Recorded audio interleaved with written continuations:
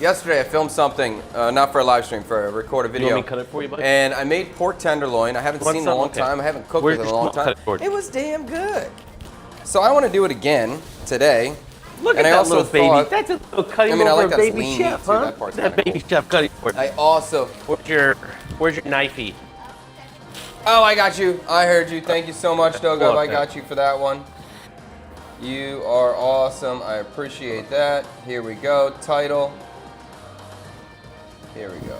Today's menu. Bada bing. There you go.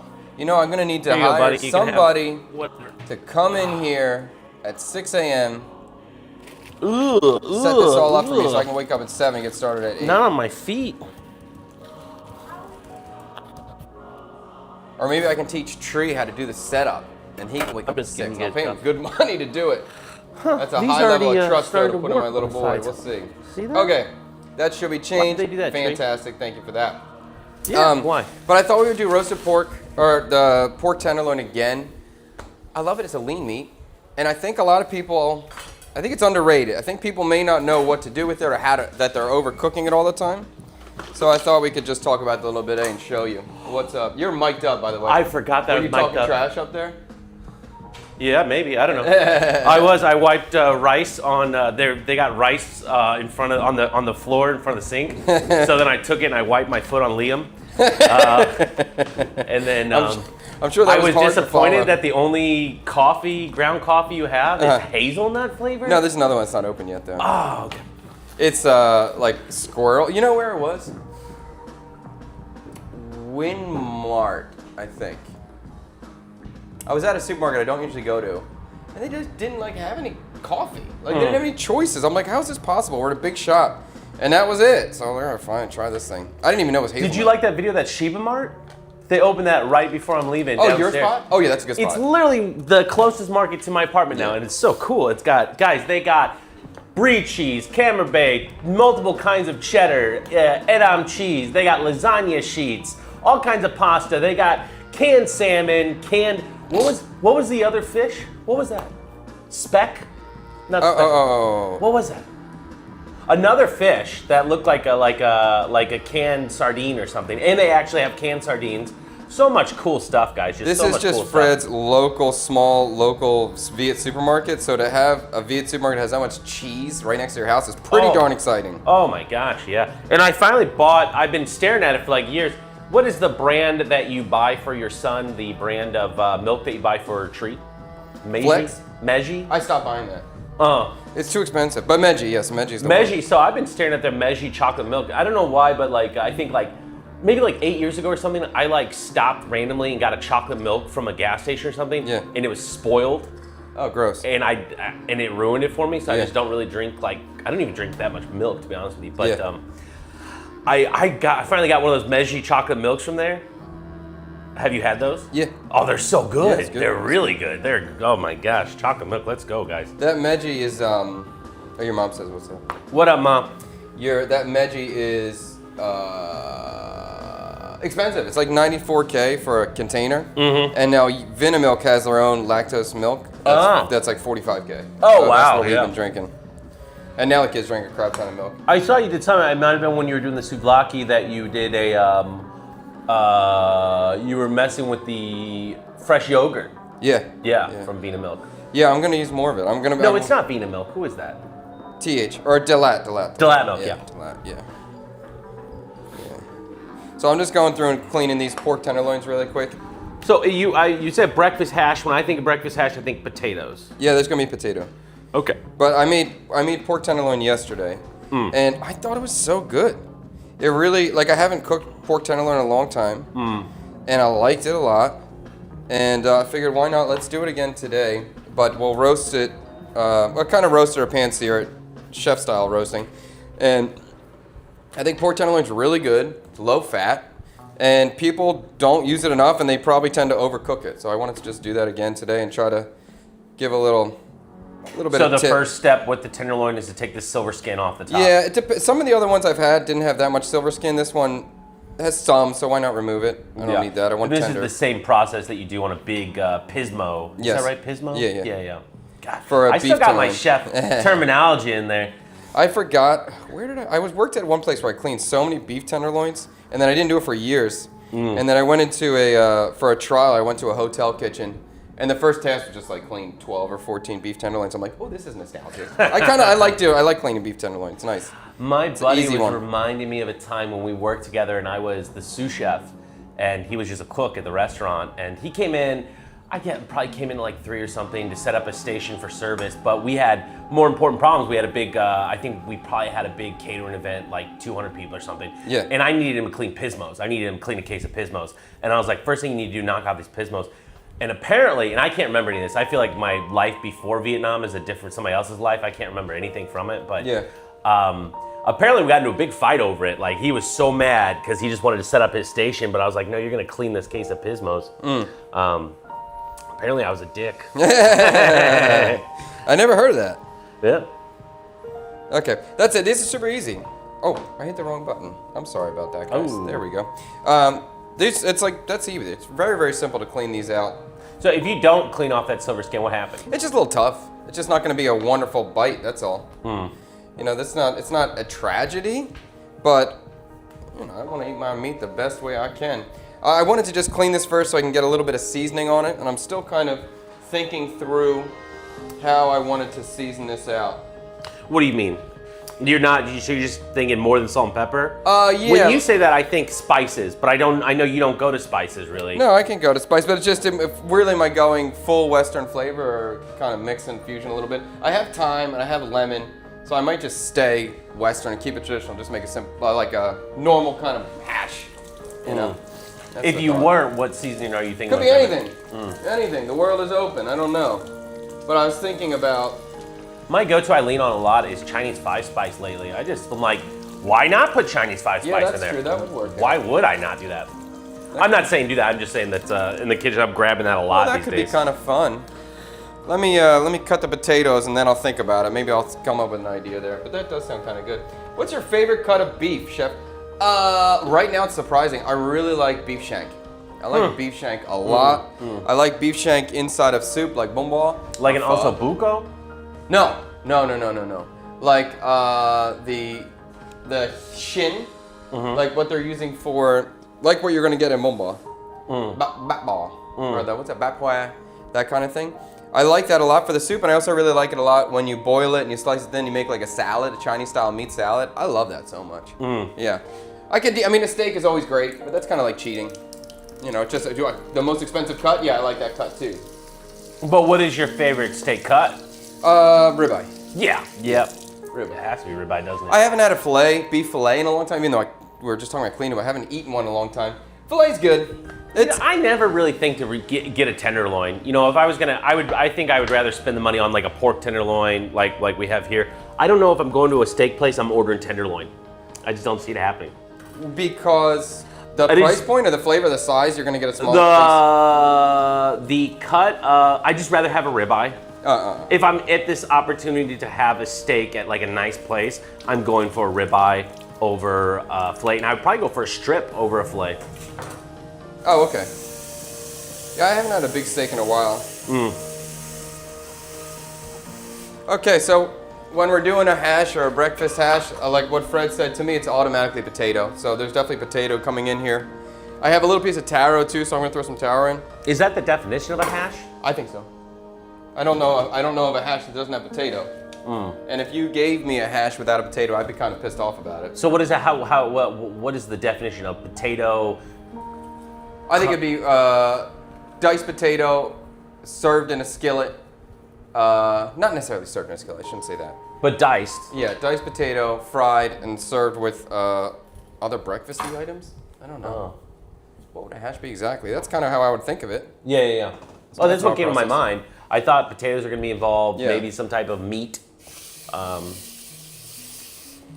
the game plan right now is basically sear the pork tenderloin, cook it super well, and then fry a potato mixture of some kind with a lot of onions, put the pork on top of that, put a poached egg on top of that. Can't be bad.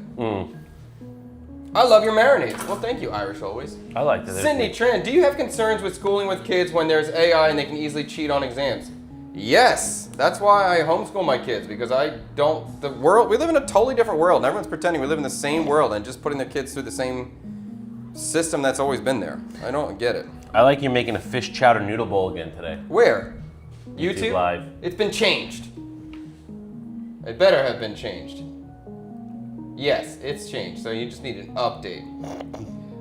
Hey Chad, any plans for video streams centered around the World Cup matches? Could be a good idea. Probably intelligent, but no, I have zero interest. And I don't even know it's the World Cup, so I'm not, that's not me. I don't think it's till this summer. Huh? I don't think it's till this summer. Well, when it comes, I still won't know about it. Shout out to my little brother. My little brother Brody is a top player on the number 2 team in football in Canada and North America. Out of North America. He Your is brother? Yeah, my little brother Brody. Yeah, he's a very, very good football player. Wow. Yeah. Well, that's cool. Soccer. That's yeah. cool. Yeah, my dad was just at Salt Lake City for like a week because they're in this tournament, and they made it all the way up, but they lost to the 4-time defending champion. But their team did great. So good on him. He's Very great. cool. Yeah. I really enjoy your live stream. I feel alive as I was sitting in the audience watching you cook. Helps me from depression and finding my purpose. I feel uplifted watching you talk about food. That's pretty cool. Okay. Well, that's a pretty damn good comment. I'm glad that. I mean, that's pretty exciting to read. Okay, we're going to go small, I guess about medium dice on the potato. I think for a hash, I do want to feel them. I want to have some texture to it. I was watching this interesting YouTube video, guy doing like small town, what's life like in a small rural town in Japan. Yeah. Oh, that's very interesting. It's a town of 2,500 people, and the big town next to it's only 170K or something like that. So, Okay. Smallish. It was really interesting. And they were interviewing a guy, and they were talking about how him and his wife used to live in Osaka, and now they've moved back to this small town. And actually, there's a term for that, and I don't know if it's just a Japanese term or not, but it's called a U-turn. Oh, when you go back? Go back to where you're from. Oh, that's kind of, okay. And a U-turn. I was like, oh, that's very interesting, because I feel like maybe that's what I'm about ready to do is a U-turn. I'm not going, back to take care of my elderly parents, but yeah. I just think it's funny, because in the last video I posted on YouTube, I don't know how the conversation came up, but we were talking about what we would... the conversation came up because I was hot as hell and complaining about sweating. And we were talking about what we would miss if we moved back to America, what we miss in Vietnam. And then the comment section, or the comment section was just like, don't go, stay where you are. And Freddie is like, I'm going back to America, and it's going to be amazing. Oh, but those people are probably in America telling me not to go to America. Like, what are you telling me don't go back to where you are now? Like, yes. I was literally just sitting in traffic to come here. Yes. I'm sitting in traffic surrounded by motorbikes with the sun beating my ass, and I'm there for 7 minutes, breathing in the exhaust from 300. 7 minutes at the stoplight? Yeah. Pham Hom is a beast, dude. 7 minute stoplight? Yeah. Traffic. It's not, because they have to let it, the cops have to control it. Oh, it was just heavy traffic at that moment. Oh, okay. Yeah, it wasn't like a 7 minute countdown on the light. No. Oh, you went through a couple Maybe lights. 7 minutes could be an exaggeration. It could have been 5. Okay, but still, that's the point. Yeah, with the sun beating you, and then it's not just the sun, it's the exhaust from 300 motorbikes, and then also the semis in the truck lane next to you. There's just stuff like that. Like, what if I had my kid and my wife on the bike at that moment? I would not be a happy camper. I'd be like, I got to get my kid out of this. Yeah. So not everything is sunshine and rainbows. No, nowheres. Yeah. On both sides. I was just talking yesterday that we were on the motorbike. We were driving in the rain. Yesterday, I had to pick up some crap. I was driving in the rain, and I was thinking, but at least I'm not sweating. And I would rather be wet than sweat. But that's why I hate putting on that raincoat. Yes, because then I start sweating. So now I'm just wet and sweating underneath. I know. Yeah. But at least the air was cool at that point. And I even like yesterday was the first time I was driving in the rain in basically 6 or 8 months. And I was like, oh, this is kind of nostalgic. Yeah. It's kind of nice. Last night it was nice and cool. We drove over to Hugh's house. I was gonna borrow some luggage scales, but he didn't have the one I was looking for. And I had the baby on the bike and my wife, and we got hit hard by the rain, like right before we got to the coffee shop. Yeah, we had big rain yesterday. That was pretty intense. But the weather was so nice. It felt great. Just the air quality at that time was nice and cool, especially out where I'm at, like, because it's out of the city, so it starts to cool down a bit. Yeah, absolutely. You want to hear any comments? Sure. Go for it. Somebody said was thinking about baba ganoush and randomly thought about that. I don't know, maybe something that you were discussing earlier, maybe hash. Hey, I'd leave the U.S. if I could right now. All you have to do is book a plane ticket, man. That's literally, you know. Oh, I got this one. Is Michael's bike shop close to the area of Boivin Street that gets flooded? He is right next to Boivin Street, basically on Boivin Street. It's an alleyway off of it. And yesterday, his house did flood a little bit. Not a big deal. He had a clogged drain. He had to fix that drain. But he's looking at me. He's like, my house is just like your studio that we had the flooding. But it wasn't that bad. Were you were down at his house yesterday? No, he just sent me a video. Oh. No, he's been head down. He's been doing a lot of work, so that's good. My mom says hello. Hello, Chad, and my son. Hello. Hi, Mommy. Fred, are you excited to visit us? Go get an In-N-Out burger double. We don't have the In-N-Out in St. Louis that I'm aware of, but I am stoked. We're going to get St. Louis pizza as soon as we get off the plane. I have some places picked out, like they're supposed to be maybe the best St. Louis style places that I've never been to before.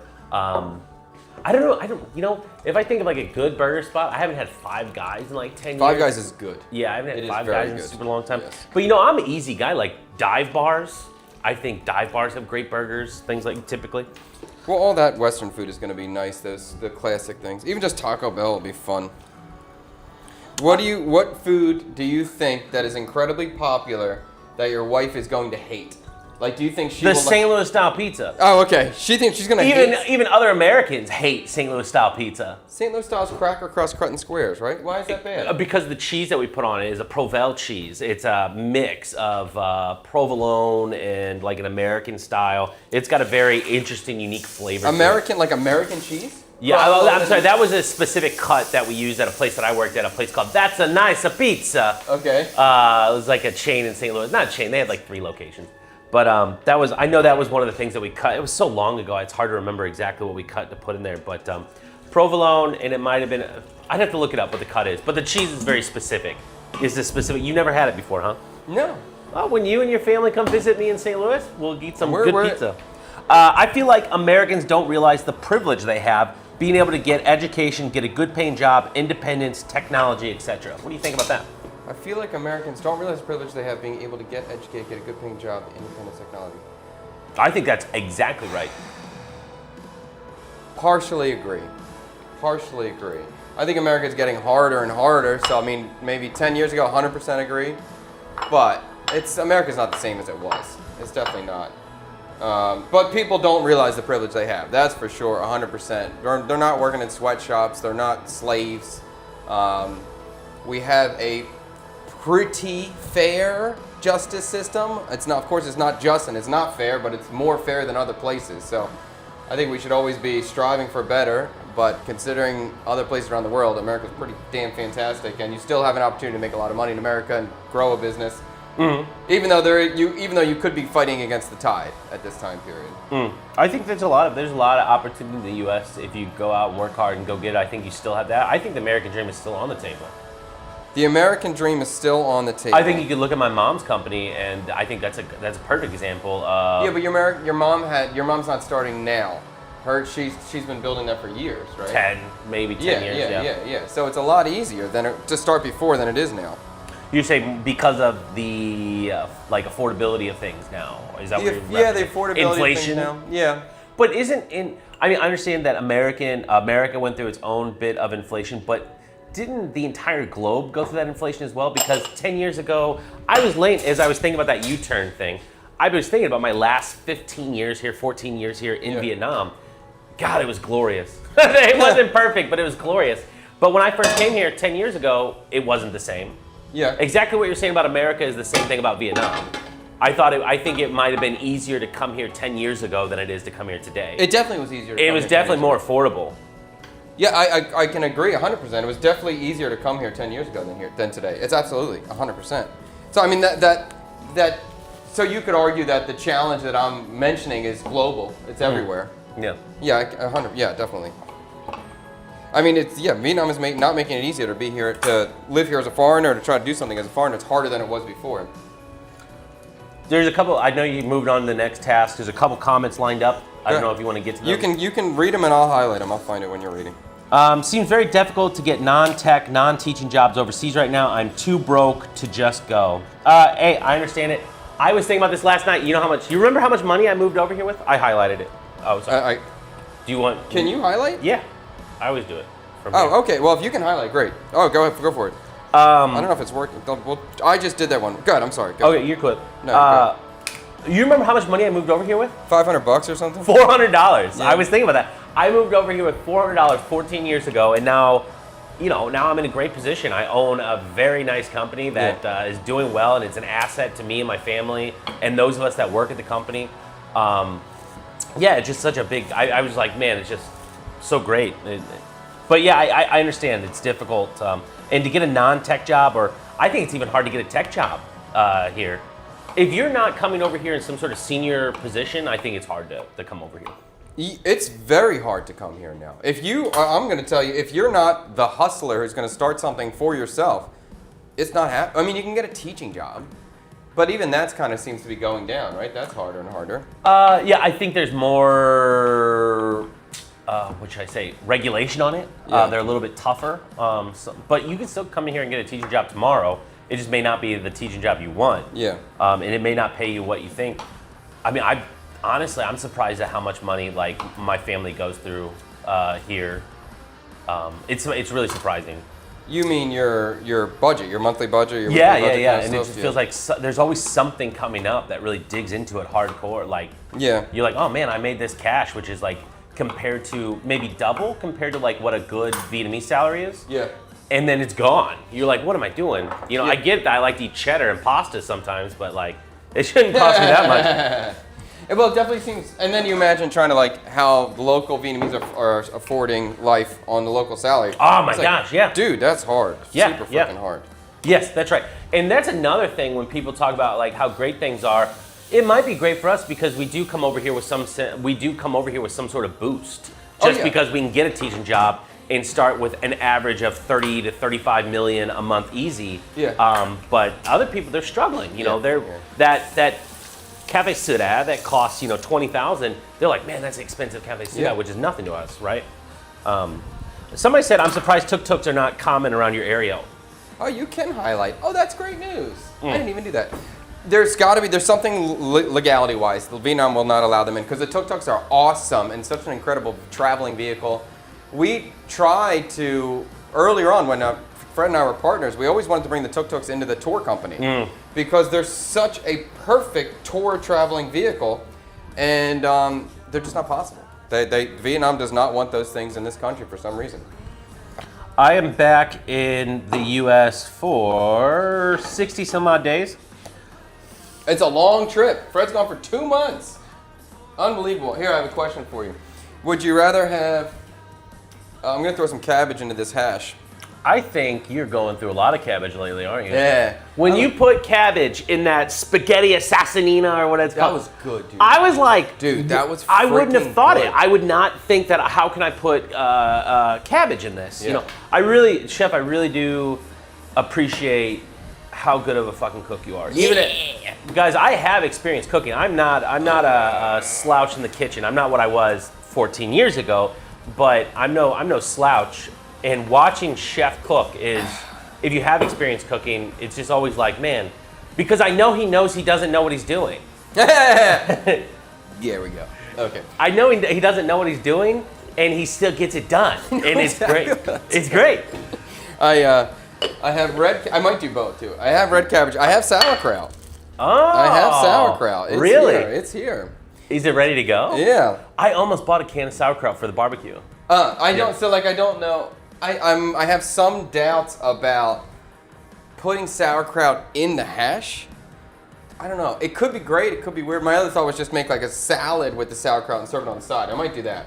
I might put the red cabbage in it and put the sauerkraut on the side just as a pickle to go. When you said put the cabbage in the hash, I was like, nah. When you said put the sauerkraut in the hash, I was like, no. Yeah. That was how I felt in my heart. But if you are having doubts, I got to go with you. Maybe I'm gonna fry the sauerkraut on the side with a lot of garlic, and we can put it on top of the hash, so it's kind of separated, so it doesn't work that way. But yeah, it's my first batch of sauerkraut. Is cabbage the most useful and versatile vegetable? No, onion. Onion, yeah. But onion, you gotta take onion and garlic off the table. I mean, that's in everything. All right, so let me just grab this out while I have. Chef Chad, what America food do you miss eating? I just had another answer. I mean, this question always comes up. I miss American cheese. I want American cheese, not single slices. I want a block of American. That would be great. I did something very interesting the other day, which was mix, what is it? It's not cream of tartar. It might be cream of tartar. So you take lime juice and then baking soda to neutralize. So lime juice or lemon juice, and then you take baking soda to completely neutralize the acid from it. So when you go to taste it, it doesn't really taste sour anymore. Wait, what? Baking soda? Yeah, I and think you put lime juice in baking soda? You take your lime juice, lemon juice, then you add baking soda and neutralizes it, right? Okay. And then you use that to make your cheese sauce. And it tasted... Oh, that's like sodium alginate. Yes, you're making homemade sodium alginate. Yeah, and it tasted exactly like Velveeta cheese and noodles. You know what I mean? Like the one in the box. Yes. That has a very specific, unique taste. Yeah. Oh, so that's probably how they made Velveeta. Before they had sodium alginate, they were just doing that method. Yeah, and that should give you a super creamy sauce. It melts, the cheese should melt really quick. It was so fucking good. I was like, oh my god. Yeah. Oh, I'm about to head to St. Louis next week. What's some of the places that are a must eat at? Scotty, you gotta ask my mom in the chat. I'll tell you what, a lot of people really like Hobo's, and we went there last time. I thought that was really nice. Chef, what do you think about like fried catfish nuggets? I'm in, dude. I'm in. I love that so much. Yeah. I love fried fish. Any fried fish, I'm happy. So apparently Hobo's has got really good pizza. We were to have this conversation. My buddy said Hobo's got really good pizza. So we ate there. I liked everything there. That's a place we're gonna take my wife when I'm in town. I think inflation here is a lot worse since COVID, but I could be biased. I think it's everywhere. I'll tell you, inflation's here. Yeah. It really is. Nothing really went back down, even with supply chains getting a bit more normalized again. Why are you doing that, bro? What ingredient is that, Chef? It looks like jicama. This one's red cabbage. The one before. The other one was sauerkraut. I made homemade sauerkraut. No. Potato taro. So I'm gonna have a little bit of taro. A little bit of taro because I have some left over and I don't have that much potato. So we are gonna combine the taro and the potato. I have the potato boiling right now. Well, not boiling, but getting to a simmer. So I'm gonna cook the potato through. And then I'm gonna add the taro to the water just at the last couple seconds because the taro is gonna go mush. The sauerkraut, I just took it out of the pot right now. We're gonna stir fry that with garlic later. I'm gonna cut some cabbage the same size as the potato, red cabbage, and then I'm gonna mix that with the potato a little bit. So we'll have two different kinds of cabbage going on in there. Yeah, and then I have tomato. I forgot what I was gonna do with that, something. Chef, if you only had to eat the same Vietnamese food every day, what will it be? Bún chả. Bún chả is just because bún chả is the best noodle dish in Vietnam. The other thing, maybe, if you tell me I have to eat it every single day, I may pick bún bò instead just because it's a broth. There are some days that we're eating bún bò every day, and Bún bò is a great still dish. good. It's always Yeah. good. You're like, Bún bò is kind of incredible. Someone says that a camera, and this is from Twitch, that camera angle was so cloudy. Is it this one? I don't know. It's probably, no. You don't think that there's anything on any of the cameras, right? No, but that one is the lowest quality camera I have. Which one? That The one DJI? right there. No, Oh, that one. boy over Oh. there. Yeah, but that's the one, that's my... Zukik, if you could tell us which camera that would be that we'll be able to check No, out. if you're- Sodium citrate. Yeah, he's not right. alginate. Yeah, you're right. Yeah. It's not sodium alginate. It's not sodium alginate, sodium citrate. You're right. Did you guys also do pork and kraut for New Year's growing up, or when you were younger? We did. Man, what is that type of sausage? There's a type of sausage. Kielbasa? No. Or, did you do it with sauerkraut? Yes, always with sauerkraut. It's a big fat one. It's got to be cheap because we were poor, and my grandma would always do it, so it must be a cheap sausage. Is it Polish? Like kielbasa? Yeah, it was Polish sausage, sauerkraut and Polish sausage. Oh, okay. Yeah, that's right. And I think we always call it Polish, sauerkraut and Polish sausage. Now, I wonder if Polish sausage is kielbasa, because when I think of a Polish sausage, I think of kielbasa. I don't know. I wouldn't know the difference. And that's what it's funny, my grandfather always used to get it, and that was like, every time, I only knew kielbasa sausage from my grandfather's house, I always looked forward to it. Every had it was so freaking good. And then for now, it's super simple. To make the sauerkraut? Just to find it and buy it. It's like everywhere, and it wasn't like any sort of special, like small shop that did it. No, it was just the normal one. When you get back to the U.S. Yeah. and you hit a U.S. Kind of grocery store, Yeah. what are you buying? What's the first thing that you're like, I gotta get this here while I'm here? Probably American cheese, feta cheese, a piece of lamb, pork ribs. I told my wife I'm happy to go back to America and get pork ribs. Pork ribs here are so expensive. They're very pricey. Oh my God, I was wondering why this bread is blue. That's the cabbage. Especially if you're, like, I want to get big ribs, you know? I want to get big ribs. But trying to do that here, it's a lot of money. So that would be great. Maybe Tillamook ice cream. That'll be great. That's kind of it, I guess. Yeah. What's your thought? I like, there's this, I don't know if it's Oberle sausage or Oberle cheese. I can't remember exactly. There's this sausage and cheese combo that my stepdad likes to buy. Sometimes I dream about that stuff. It's just so good. What is it, a breakfast sandwich? No, it's just sausage and cheese that you might eat with crackers. Pick it up at the Sausage and cheese combined or separate? Like separate, and then you eat it with crackers. But it's like specific. The specific, I don't know what it is. Like Oberle cheese. like a little crudité, like a little crudité pack, pre-sliced sausage. No. You just buy it's a specific sausage and a specific cheese that. Separate, and you're making your own little platter. Yeah, you just kind of eat it with crackers. It's really good. I think my mom's hearing me talk about it, and she's sending me messages right now to tell me what it is. So that, and then just being in the, cereal. Some cereal's so good. Like, dude, don't eat cereal. Cereal's trash. Cereal is trash for you, but if you want to eat a bowl of Cocoa Pebbles for dessert, have at it. For dessert, it's fine. Yeah. It's not a breakfast food. No. Cereal is trash. My wife and kid are not going to get We were into cereal. watching Irishman last night, and it's like these two dangerous men, gangsters. Yeah. And they're sitting there eating a bowl of cereal for breakfast. I'm like, American breakfast is such poison. It's so, like, I can't believe that we were trained that this is an appropriate breakfast for children before school. It's absurd. Anyway. Oh, yeah. But it's good. Yeah, I love it. It's incredibly addicting. Cookie Crisp. Cinnamon Toast Crunch. Oh, my mom went to a new Mediterranean place tonight, and it looks like they have something like a souvlaki here. That's a jam. I like that so much. I am addicted to souvlakis. Yeah. Love stumbling on Chad's lives, Abe. Thank you so much. That's cool. Free Oberle Farms has some of the best cheeses and cured meats. You definitely are from Jeffco. Is that Oberle? Oh, say Oberle Farms is like so it's a product from our hometown. See, I don't know, man. I really just don't know.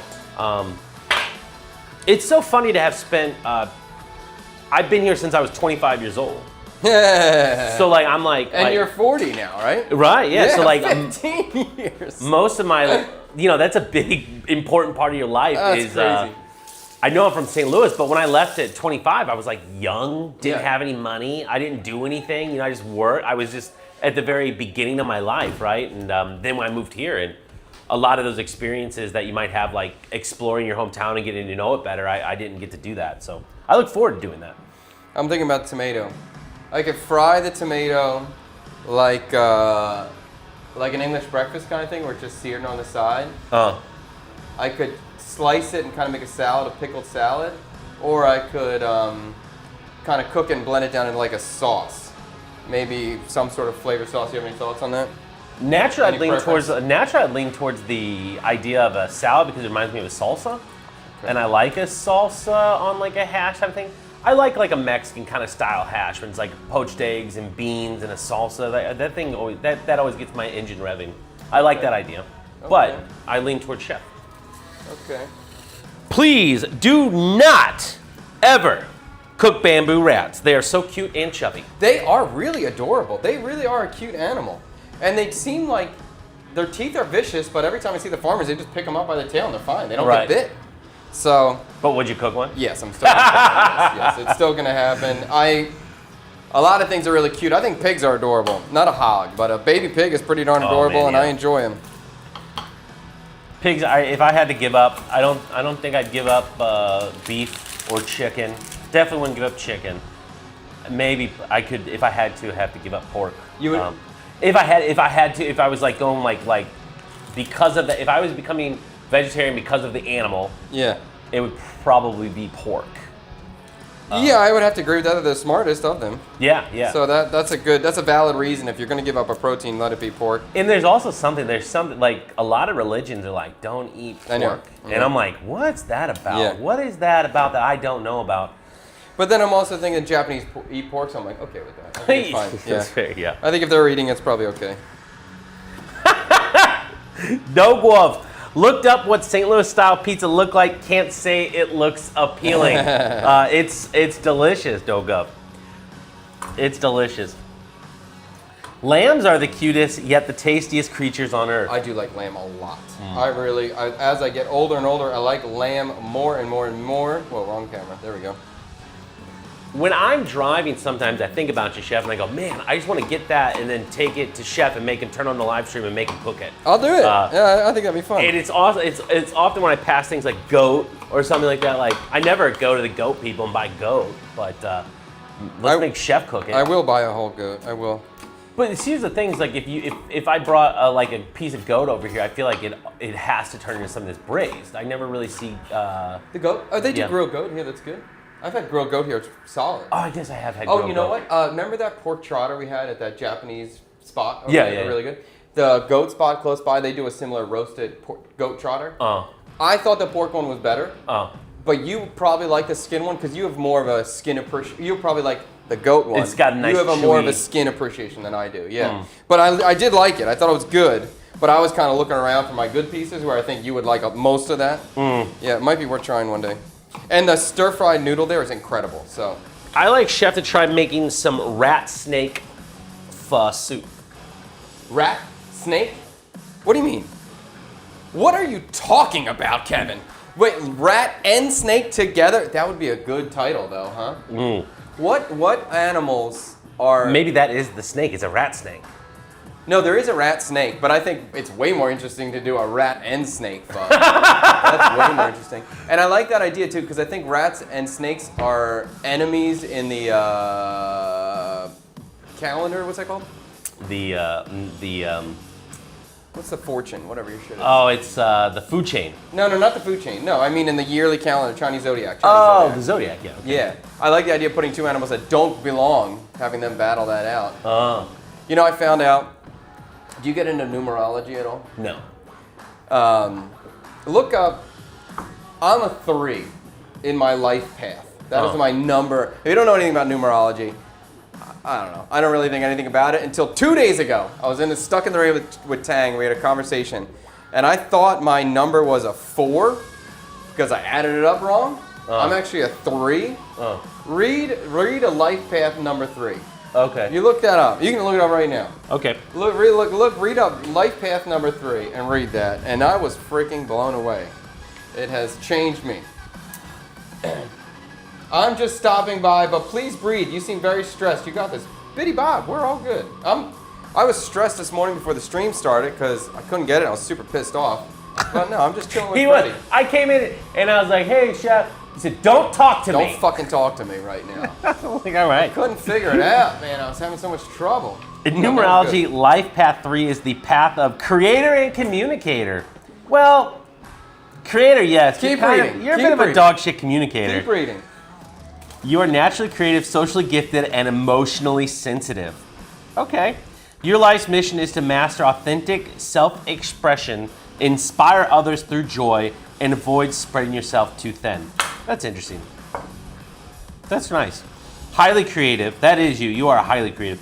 You are brimming with imagination. Many life path 3s naturally gravitate toward writing, acting, music, art, or any field that lets you express your vision. Very much Chef. The sunshine number. You are enthusiastic. That's Chef. Optimistic. That is Chef. And charming. Chef's very charming. You effortlessly light up a room and are known for your quick wit and great sense of humor. Emotionally sensitive. I would say, I don't know about that, because you're Maybe when I was younger, I was fat, depressed, and suicidal. Yeah, I was pretty sensitive when I was a kid. Because you're so open, you can easily absorb the emotions of the people around you. I will say, That's not true. I will say that you, I would say that you are more open to feeling your own emotions than probably like our grandfathers or something Yes, like that. definitely. Like, yeah. But I don't get wrapped up into it. As a kid, I would have. No. What's going on there? Oh, no. We're down? No, we're not down, but my disk space, not my disk space. My disk space is low. Okay, but that's fine. I hate it when my dick space is Yeah, low. I heard that. That's a problem. Actually, never mind. Okay, let's keep going. As a 3, you connect best with partners who are open-minded, intellectually stimulating, and emotionally agile. Yeah. Twee is emotionally agile. No. She's emotionally bouncy, I guess you could say, or roller coastering, but okay. She's a number 6. Yes. She's number 6? We did, because it took us a while to figure out what we think is her real birthday. And when I looked at all this number shit's crazy to me. Like this 3, I was like, holy crap, I'm a freaking 3. When I looked at all the numbers, I was like, Tang told me she's a 7. I'm like, no, dude, she's not a 7. There's no way. I was like, she's got to be a 6. And then she told me what she thought her real birthday is that her mom told her recently. It's a 6. My mom's a 6, JD's a 6. All the women in my life are 6s, is what I'm attracted to. If you had to say where your wife came from as a kid to all the experiences she's had being your wife, that takes an extremely open-minded person to have such big change and to roll with it. Tweez really rolled with it. You have to go with the flow if you want to be with me, because I'm going to constantly jump and change, and you're not stopping me. And then also just coming from where she's been in Vietnam, which was a certain level, to a different level in Vietnam, to America, to moving around in America. Like that's very interesting. It's hard to deal with. And then your decision. Sorry, buddy. It's no, you're not sorry. He's sorry. You don't interrupt. You can wait and then you can speak. Okay. Go ahead, buddy. What do you got? How much does that matcha cost? That was your important conversation to bring up? I don't know. Matcha powder. He's been eating so much matcha powder, his poop is bright green. Oh my God. I was like, I checked on him because I was worried. I was like, whoa, what's going on in here? That was pretty funny. Matcha will make you poop. Oh my goodness, craziness. I'm grabbing coffee. Good. All right. Oh, how was the sandwich, JD? Hi, Tweet. Can you, Oh, I enjoy you guys talking. are you listening to us? Yeah. We were talking about your numbers and then matching Chad. Okay, enough of this, dude. If it's not about Coffee. this conversation, I don't need to hear it right now, okay? Yeah, you can tell me that's perfect. Did the video where he was going to show us how to make a good matcha? No, we never did that yet. We didn't do that video yet. We need to find someone who knows how to make a good matcha. That's part of the deal. And I think the matcha I bought him is like, it's a step up from instant matcha, but it's not super pure, I think. I haven't tried it, but he's been loving it. What's up, Big Chag? What's up, Gage? How you doing? Heading to Saigon on Sunday for my 6th trip. Can't wait. We'll go to District 7 for your food recommendations. There's a lot of good stuff, dude. There's a lot of good stuff. I'll throw it out there, too. Right now, the videos will probably be out tonight. Wok of Love, District 7, top tier. If you want Korean or Chinese fusion, it's top tier. Super good. I apologize to the chat. I forget I'm mic'd up. What'd you say out there? I heard you say something. Nothing. I just told your wife she looks so good. And, if she ever wants to leave you, me and my wife are open to accepting another partner. Trey, be quiet. Stop touching cables. Don't touch cables, dude. You cannot walk in here and touch cables. I'm just kidding, baby. I didn't say any of that. I didn't do that. She would have heard you. I'm just trying to figure out how we can get some disk space real quick, if that's possible. Gotta get that dick space. You need bigger shorts. Huh. All right, I guess we're just moving forward here. Forget that. All right, I'm gonna cut the tomato small. We're gonna make a salad. Well, this coffee does smell nice. It's not bad, but it's so light. It's like tea.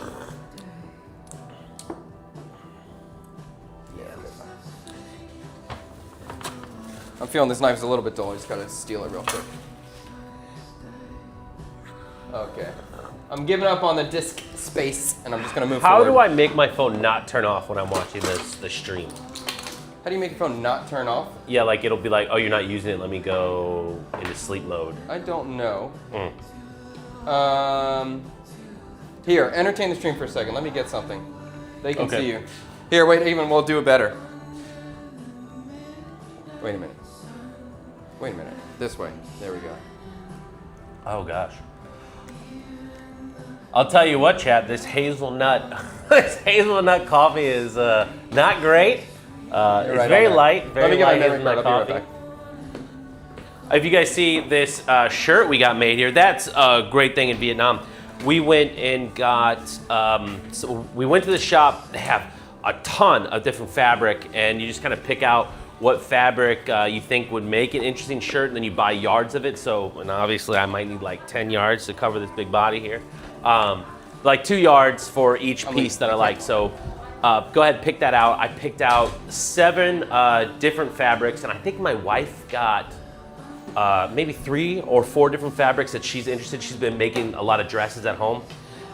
So we grabbed the fabric. I think it cost like $800,000 for all of that. So like 10 combined. And we took that to a tailor that's down the street. And I brought 2 different shirts, 2 different styles of shirts that were actually, I think, made at the same tailor before. I said, okay, we'll make four of these fabrics like this and 3 of these fabrics like this. And total, I think that for the tailor was like 2.5 or something. So like really good deal to get 7 shirts tailored. I think it's a good deal. But unfortunately, we washed and dried one of the linen ones yesterday, and then it was like fat man and a little coat. So a little disappointed there, but it'll be all right. It'll be all right. I need to get some of this extra kind of weight that I put on. I think I started drinking because I was teaching, and I was a little depressed. I think so. Yeah, the drinking will do it. You can't drink, especially beer. Oh, but I love beer. I do like beer. I don't like drinking the hard alcohol all the time because sometimes I feel like I can take it too far too easily. Oh yeah, it's too quick. I get Yeah. that. I usually, I don't have it's not an issue for me because I usually just fill up my glass of gin, go upstairs, and I'm good to go. Yeah. But I do, man, recently I like gin so much. I think when the day that we did the barbecue, I think I accidentally drank too much, and I think the deal was I just didn't eat that much when it was time for us to eat. I think I ate like 2 dogs when I was like running around, but that Yeah. was like maybe lunch and dinner. Yeah. And then I drank like maybe 15 beers or something, and I was just done. 15? I don't know. I drank a lot. We had a lot of beers. That's a lot. We had a lot. I felt it the next day. I'm actually debating having a sober summer. That's a good idea. That's a long time, but okay. All right, I'm back. I'm cutting the tomatoes. Here we go again. Sorry about that. We're here. Hopefully we're recording. Okay. So what did you decide to do with these tomatoes? I'm gonna go with this little, some sort of salsa salad. Probably be a little bit spicy. Actually, no. Maybe See, this sucks because now I lost 3 minutes of comments. Like, kind of, it's annoying. You lost 3 minutes of comments because you left that area? Because I don't keep my phone in my hand moving it, and so that thing says, I gotta figure out how to turn that off. Have you been to Heart of Darkness Pub in District 1? Good beer. I haven't been to Heart of Darkness. Yeah, I'm just gonna leave it at that. Just got a phone call from the daycare and was hoping I had to leave work to go pick up the kids and watch the stream at home, but sadly that was not the case. Well, that's good and bad, I guess. I wonder if it's auto lock. Auto lock 5 minutes. Let's That's see. what CTH in the phone setting. Turn off the screen lock function. Okay. Yeah, there you go. Turn to 5 minutes. I hope 5 minutes Chat will work. works. Okay. All right. Now I'm gonna let you do the chat, and I'm gonna keep my screen on because I've just changed my whole system. But I'm good to go now. Well, let's hope All right. that works. Lock screen 5 minutes. Viet Philo Mum, morning team. Fred is early today, and I gotta tell you, Philo, every time you comment in the chat, I just think of Philo dough, and I like it. It makes me feel good. I like Philo dough. I like phyllo dough too. I haven't had phyllo dough in a long time. Phyllo dough may be something I'm thinking about. Like, remember the other day we were having to talk about spinach and feta, and you're like, spanakopita's. Yes. And then it was like, I'm sucked back into my past because Yeah. I've made maybe thousands of spanakopita. Like, because I worked at a country club. That's one of those things that you walk around and put on the serving tray, giving out to people, right? I've made thousands of spanakopitas, but it was a thing I forgot about in my 14 years in Asia because we have nothing that looks or even, you know. And I think spanakopita is it's such a classic pasta canapé. Oh, it is really. But it's good. But yeah, I can't eat spinach anymore, man. I I'm miss so some of pissed those about like it. classics. I would. Bacon wrapped shrimp.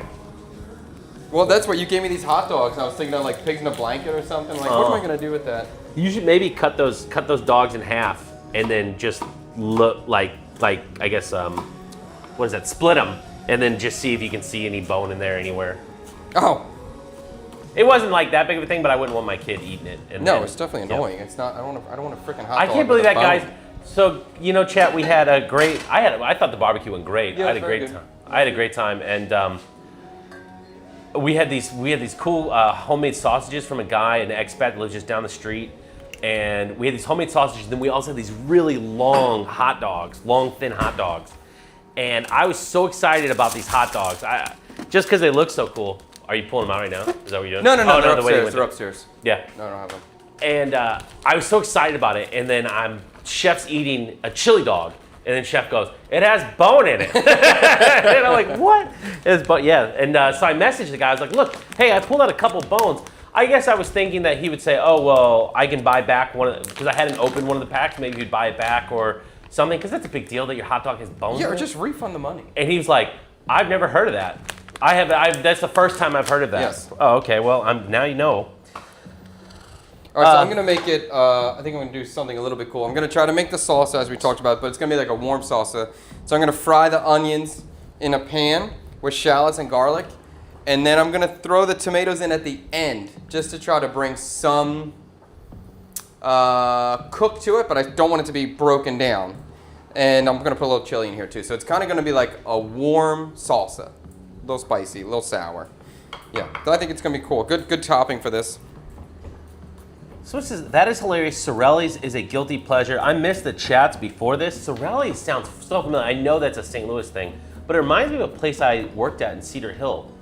When your screen locked, did you lose all the chat? I lose all the chats. That sucks. Oh, it sucks. It does suck. Oh, that's a big deal. Yeah. Oh, okay. So I'm from 9:37 to like 9:33, so there's 4 minutes of comments I missed. Oh, I see. Oh, well, go Fred. 15 beers sounds like we have I a lot see in that common. one. But I don't understand what's your favorite drop. I don't understand. Maybe that's style Like of my flavor? beer, yeah. I mean, here I like the. Oh, here you go, Fred. For What's that? Shelby. Fred, how are you and your wife able to take 2 months off of work? I own a company called Back of the Bike Tours here. It's a tour company that me and Chad actually used to be partners. Me, Chad, and Twee were all partners in, but now I own it with another woman that was our secretary before, actually. So I own it with her and her family now. That company is like it's pretty much a hands-off style company for me. I just have a lot of really good staff in place, so they run the company. I just have to really do like, say for example, one of my food stops goes down. Then I need to really get involved and make sure that we have a good replacement for it. But it's a good hands-off business, so it's not hard for me to take time off or even be away. And my wife is a stay-at-home mom. What we did was I worked, if you guys remember me coming to the studio all after teaching, all of that money that I made teaching, I put all that money towards this trip that we're taking for 2 months. So I saved all that up. Yeah, he did the teaching for the trip, basically, right? Yeah, towards the end. Yeah. Before we needed it, because we were worried, we didn't know how much my daughter's surgery was going to cost. Oh, yeah, that's so we were right, that's right. nervous about that. What's the best way to get citizenship? That's a great question for Chad. To get citizenship in Vietnam is not going to happen. Oh, is that Vietnam? Not America. Oh. Are you talking about states or talking about for Vietnam? What's the Vietnam, you need to be a very, very good football player. In Vietnam, you need to have made a significant cultural impact. You need to speak Vietnamese, or you need a shit ton of money. One or the other. You just want to pay. I'm sure you can just pay it out if you have that sort of capital. But if you just in a normal average citizen, you've had to make a significant cultural, economic contribution to the country. Yes. Can't eat spinach. What travesty befell you, Chef? Kidney stones. Kidney stones. Chef's got serious kidney. Do you ever talk about that on the stream? I mean, I've mentioned it. I think you showed it on the stream, didn't you? A stone? Yeah. I may have held it up, yeah. Yeah. Not on stream, but probably in a recorded video. I have no problem talking about it, but it is a reality that I face. Yeah, no, it's serious. It's like Well, let's say it's a reality that I have faced in the past, but will not happen again. I'm certain. I'm going to be positive. So this is just a genetic thing, right? Yes, That's just yes. like, and who else in your family has this issue? It's my grandfather. But like my grandfather, I think... Mom or dad's side? My mom's side. Oh. I think my grandfather had 3 stones in his life. My uncle had 1. My mom had 1. And You I've had like 3 9. stones last year. I've had so many. And now I just... every once in a while I get like a pain. I put some sugar in this pan, by the way. Let me show you real quick. I put some sugar because I want this to be a little bit sweet. Yeah, it's interesting to add sugar to onion and garlic mixture, huh? Yes. Oh, there's no onion in there yet. There's onion in there. Ah. I had some sugar, and I'm going to add some... Oh, maybe we'll do a little bit of sherry vinegar. Oh. Because Freddie gave me this sherry vinegar. So I'm kind of thinking this is a little bit of like a gas streak. That's sort of the idea. Some vinegar and sugar to build the sauce base and make sure we're just really flavorful. So what is sherry, Chef? Because I have a little bit of the alcohol left at home. I How felt do you like... make sure? I think it's a compound wine. I think it's grape What's and a then compound wine? where it's enforced with other ingredients. Once the wine's made, it's other things are added to it. Okay. Okay, that's going in. Now I'm going to go tomato in here. Do you know what's added to a sherry? No, I don't know sherry well. Not something I really drank. When you go to grab sherry, what are you cooking with? I don't grab sherry very much. I really, I Well, grab, no, definitely not here. I grab sherry vinegar more than I grab sherry. Oh. But I guess sherry, I mean, I'd probably be making a fruit compote, something like that. Okay, that's... Fruit compote? Yeah, if I'm cooking fruit and I could throw some sherry in there and flame it flambe and then reduce down. Oh. I could do that. Okay, that's good for now. Back to you. What is country food? Country food. I don't know. Somebody put country food. I don't know what that means. Oh, so you did work at Sorelli's. Did I, Mom? Did I work at Sorelli's? I worked at a pizza place in Cedar Hill when I was a young guy. Oh, Sorelli's is the place in Cedar Hill. Yeah, that was like my that was my job that I had at some point in high school. My buddy's mom was the manager there, so she'd give me a lift there after school to go to work, and my mom would pick me up. I remember Sorelli's chicken wings being so good. Their sauce on the chicken wings being really good. Have you ever been to Taiwan, Chef? No! Taiwan's interesting to me. I'd like to go to Taiwan. I want to eat stinky tofu. I want to eat stinky tofu. I want to eat the fried chicken. I want to eat the ice cream wall with like peanuts and scallion, I think is on the inside. Yeah, there's definitely some stuff in Taiwan I'd like to try. The only thing I know I want to try is the stinky tofu. Yeah, I want to try. I've had stinky tofu one time in Saigon, and it was bad. I don't like it. It was kind of old though, so I want to try a fresher version. In terms of like, it was cooked a while ago, so the texture wasn't nice, but the flavor was rancid. Like, that's not what I expected to taste. So You thought it was gonna be more like a funk? Yeah, I don't know, some kind of fermented thing that because I have a high fermentation palate, but this was just bad. It's like, ooh. But I'm still curious. A lot of people would disagree with you, Chef. We'll see. We'll see. If you disagree until maybe you try it. I'm in the same boat, brother. Hundreds of stones per year. I still enjoy the spinach. I can't stop. Coffee isn't good either, by the way. Dude, maybe you should stop the spinach. That's fantastic. That's fantastic? Oh my God, man. I haven't had spinach in a long time, and I like spinach a lot. And I recently found out star fruit has a lot of oxalic acid, and there's one more thing that I found out okra. Okra, star fruit, and spinach. So now I just don't eat that again. Yeah, it's not fun. But every once in a while, there's like minor stones that are small, and they just kind of like, they let you know they're there, but it's not a big deal. And every once in a while, I get like a stab, and I'm like, whoa. And then I'm just like, God, please, not again. Like, I get it, I love you, I'm grateful, please, not this one, just let it not happen. No, I don't want to ruin anything, but I guess I'm almost of the camp that I don't know how much you're really going to change this with your diet. Like, I mean, they're formed by oxalic acid, so the more oxalic acid you consume, the more is in your body, and it creates it. Sure, Yeah. but I think you're still going to have it, right? So, I mean, I guess... You can have your shitty attitude if you want, but my attitude is peak. Sorry. Okay. I guess it's just some things I just think are like the genetics of it. It's just Yeah, it's there's really no way easy around for it. you to talk about when you're not dealing with it. I'm gonna say, no way, the genetics I'm gonna Well, eat. I understand. Like, look at me, dude. If I look at that bread and I gained a kilo, like, it's just my genetics. Like, it just. No, it doesn't help. I gotta be honest. I cannot say it's just my genetics because I think I probably ate a whole pizza company pizza myself last night. You ate a whole pizza company? We ordered 2, and I'm pretty sure I ate 1. Wow. Dude, I was like, this is the best fucking thing I've ever had. Were you drinking too? No, I haven't drank since the party. Oh, good. That's good. That's good. No, I wasn't drinking. I was worried, man. You were drinking a lot of beers. It's too much. Just too often. Like, I'm trying. You mean like I was drinking too, like not that night, but like I've had a lot of beers recently? Yeah, you told me it's a couple days in a row. Oh, yeah. Yeah, like, that's not cool. I was drinking a bit much. And then your sleeping pattern gets messed up. Even though, like, I enjoy drinking more than I did ever, but I don't want to do it. I don't want to get in the habit, and I know my sleeping is not as good when I do it, so I try. It sounds like the idea of having like a glass of wine at night before bed or something sounds nice. Yeah. It's just that when that glass of wine turns into, 10 glasses. Yeah, that's a lot of glasses. I But can't drink 10 glasses of wine. I'll tell you what, by the time I had like third glass of red wine, I'd be passed out. Red wine just makes me sleepy. I'd be out. The idea of the, who was it, what chef was it that said, without wine, food is a ghost? It sounds like a French chef. It definitely sounds like a fat French chef who I'm drinks pretty sure it's the fat French chef that used to drink like 2 bottles of champagne when he woke up in the morning. I can think I got this. The guy whose wife like took Yes, 8 I years know to exactly make what you're lobster talking about. bisque. It's not True Grow. It's Starts with a C, maybe?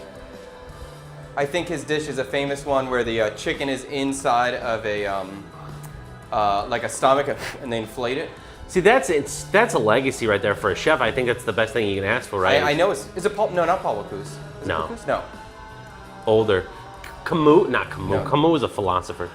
But I do have some chili. Well, what do you think about that idea? What?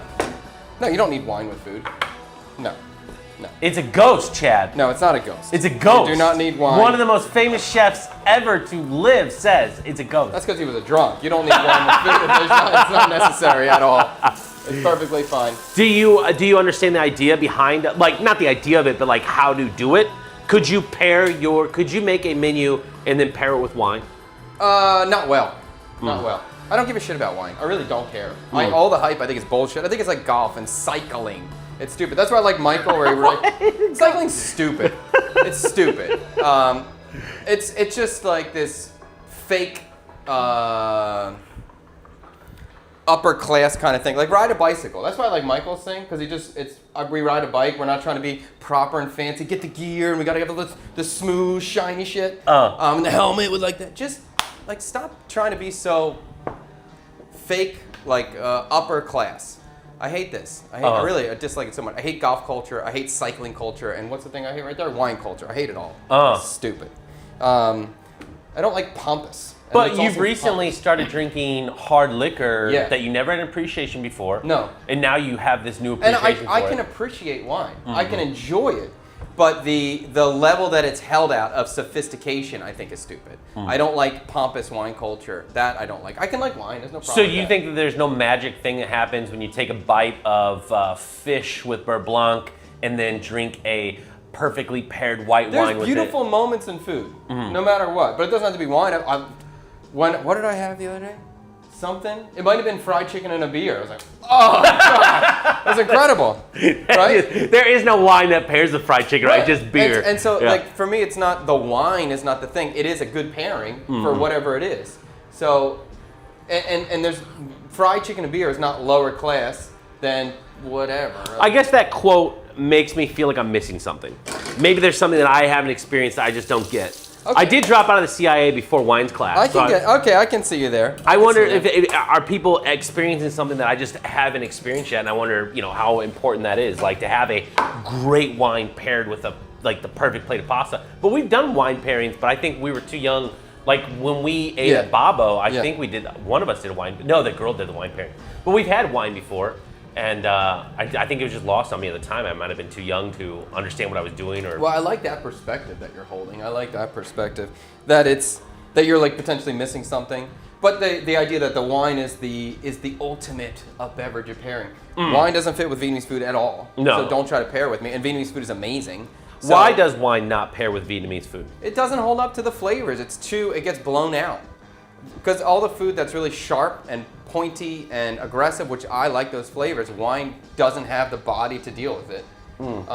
That's interesting. You're describing your food palette that you enjoy as sharp and pointy. Yeah. When I think that you enjoy subtle and light. I like flavors that pop. I like flavors that contrast. See, I think you're describing the way that I like flavors. The way that you described it, I like sharp and pointy flavors. I like something that, if you're trying to do something, I don't prefer like this kind of like subtle nonsense sometimes. Like, oh, do you taste that something in the? No, just give me the flavor that you want me to taste. Be strong with it. I enjoy that. I think I can go down that route of something subtle in a coursed out fashion. But if it's one course, or one dish, or we're having one meal, I want it to bounce back and forth when you're biting something. I want to have pops of everything. What is the most subtle Vietnamese dish that you think is amazing because of its subtlety? That's a good question. Maybe Ban Con. Huh. Let me think. Not Ban Con, like Ban Con Northern I think style. of something like a boom cat or something like that. Like Yeah. I always think those are kind of light Yeah. and like playful. Even a pho, like the broth of a pho is strong but light. Like there's a lot going on depending on which one you're having, north or south. Yeah, pho's kind of boring to me now. Because it's so light. There's like nothing to it. It's just like, what is this? I'll tell you what I really, just maybe a hot take right now. I'm done with sushi. I don't give a shit about sushi anymore. I think sushi is just boring. I have no cravings for it. And last time we had good sushi last week, and I'm just like, ugh, whatever. I never crave sushi. Whatever. We always go for ramen. Yeah, I think other Japanese food I'd be more intrigued about, but I think I'm kind of over the Japanese food hype. I love ramen. I feel like I'm just starting to, like, I've been eating ramen for like, 10 years now here, but I'm just starting now to like really kind of get like the appreciation of it, the different styles and just how different it can be. And I think it's delicious. I think it's just really, really good. Yeah, I think ramen's really. I think the noodle texture ramen is top tier. I think that's pretty fantastic. Do you think there's a benefit to getting dual citizenship with Vietnam and USA? I have to say yes. Well, I mean, who are you? It depends on It's Cindy Tran. where you're going from. I mean, if you can get it, it's a great thing to get. It just depends. Like if you're an American in Vietnam, America has claim over you, and America has rights to you. So if there's an issue, America has the responsibility to help you. But if you're here as a Vietnamese citizen, America has no rights to you. So there is some issue or thoughts in there. If you're here as a Vietnamese citizen, Vietnam has complete and total control over everything about you. So are you comfortable with that or not? But there's definitely great advantages to just make your life easier if you have dual citizenship. The potatoes are, so for me personally, I prefer not to. For me, the potatoes are cooked through. I just turned off the heat, and now I'm going to throw in the taro in here. I didn't want the taro to break down. That's the problem with taro. It does break down quickly. It like kind of mushes out. So I want to put this right at the end of the process. Chef, do you opt for the surgery to remove the stones or do you push through? I Are you push on through. any medication? What type of stones do you have? I'm on allopurinol for gout, which is uric acid buildup. I have never gone to the hospital for a kidney stone because I'm a stubborn man. I'm a number 3 Scorpio Tiger. I know who I am at this moment. I've narrowed this down. I'm a 3 Scorpio Tiger. I'm a stubborn asshole, and I don't trust anybody. So I pushed through at the house. I didn't need numerology to tell you that. Dude, You just super asked into me. it. And now I usually just like to get as intoxicated as possible when I deal with the stone. That's kind of it. I try not to go through anything. No, I don't take any medication. I used to take some of these like natural herbal stone breakers and stuff like that, but I just haven't done it in a long time. Probably not a good idea. Probably should, but I haven't. Okay. What's up? Yo, chat is rolling today, guys. So thank you so much for being active. We love a nice active chat. So I have this quick little tomato salsa kind of looking thing. What is it? I'm not sure. But I'm trying to pick this up, put it together. I just thought these tomatoes were not amazing, so that's why I went this route. And I didn't want them to be cold. So this kind of looks good to me. I'm going to probably put some green onion in now. That's what I got right here. So we'll cut this up. And I'm debating about lemon, although we already used this sherry vinegar, so I might just make some more. I might just put some more sherry vinegar in there. And I did put a little bit of the dragon chili inside too, without the seeds, so it shouldn't be that hot. I don't want it to be overly spicy. So there we go. Let's put the green onion in.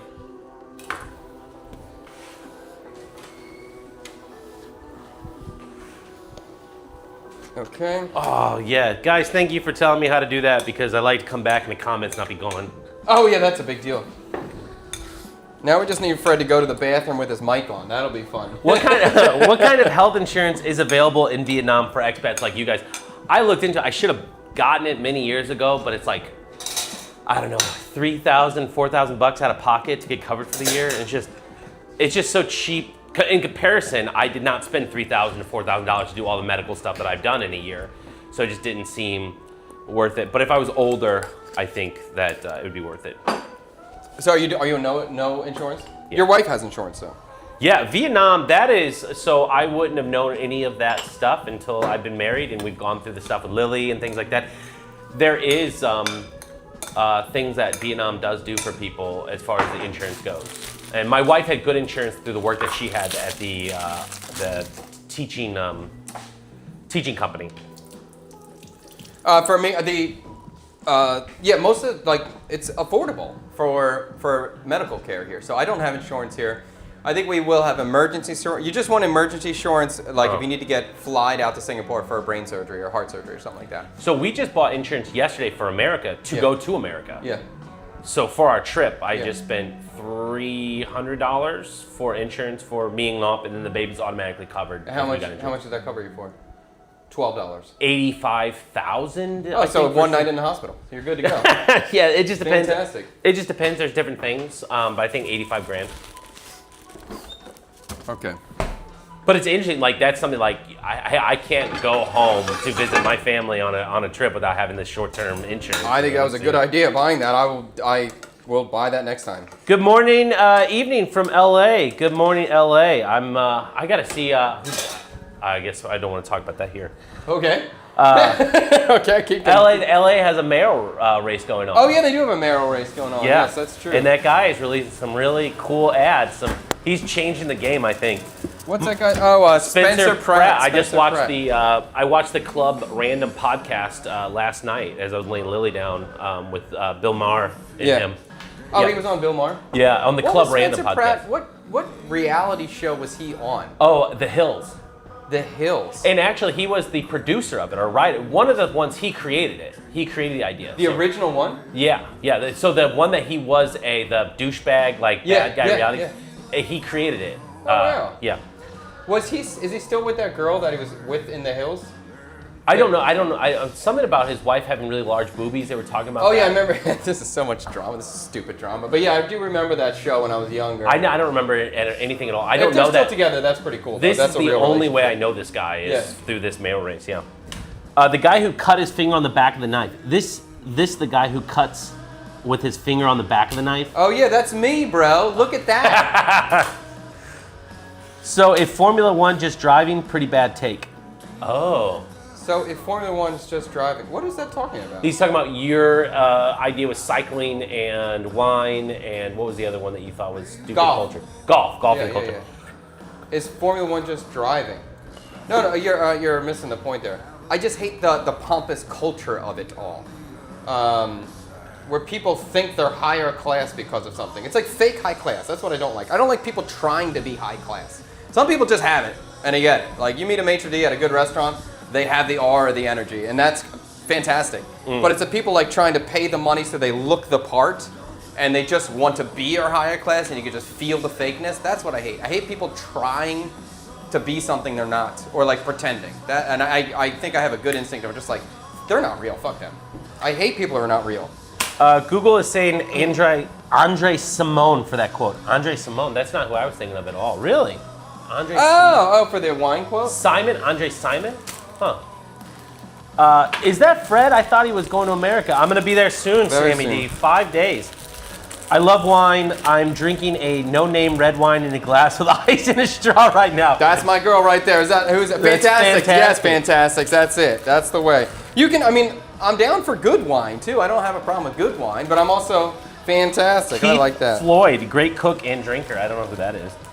Pretentious is the word. Pretentious. Thank you so much. Yes, I hate Attempting to pretentious. impress by affecting greater importance, talent, culture, etc. than is actually possessed. 100%. That's it. That's the word. Pretentious. Wish I could drink wine. For some reason, it gives me a headache. Never liked wine to begin with. I would always prefer something bubbly with food. That's it. I like bubbles. And actually, no, I always drink bubbles, but I'm trying to stop drinking seltzer. Apparently, all the bubbles give you indigestion or acid reflux. So I haven't drank seltzer in a long time. That was my drink, though. I used to drink a crap ton of seltzer. Wine doesn't work with most Asian food. Maybe the chef was saying food is not a ghost if not cooking with red wine. I think he was referring to No, he wanted to drink it.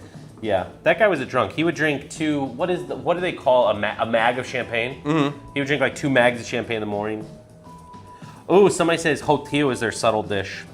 Oh yeah, the subtle dish. I wanted to get a better answer for that one. Because I do find Vietnamese food to be delicate, but subtle is not always the word that comes to mind. Maybe like Ban Con Trung. I said Ban Con before. Like northern style Ban Con Trung is subtle. I like porridge. Porridge is pretty subtle. Oh, chow is I like always- jiao. I like always good. jiao lam. I really like that. I We really ate that like 2 that. times this week. Jiao, what kind? Tip bomb. And then my wife made like a tip bomb with some chicken thigh Oh, with food in there. Her cousins are staying with us and they're getting surgeries. Like one got LASIK and the other one got a nose job. And then now the one that just had LASIK is waiting for LASIK to heal up so she can go get a nose job.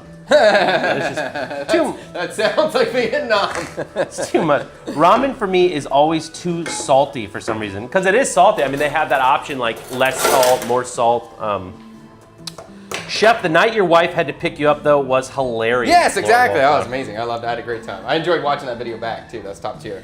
Do you believe in Chinese herbal medicine? Yes. I believe in everything and I believe in nothing too. Because I believe in everything unless it tells me I'm going to have bad fortune, then I'm like, F that, no way. I'll fight through it. But I do think more and more, there's most of the stuff's probably pretty damn accurate. When I read what a 3 was, and I'm like that 3, I'm like, holy shit, I am like locked into this. That is me 100%. I think you have to believe in Chinese herbal medicine. Like, I think if you've had an upset stomach and you haven't made yourself like a ginger tea, That's true.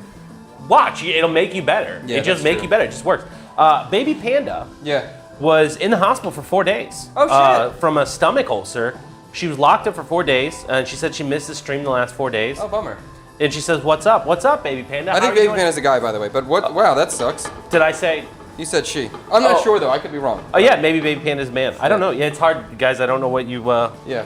So I have some leftover. I hope you're doing better though. Yeah. Oh, I'm sure they're back on now. And I saw the comment before that Baby was out of the stream for a little bit. Oh. I have some of this like fried bread. Oh, wrong camera. There you go.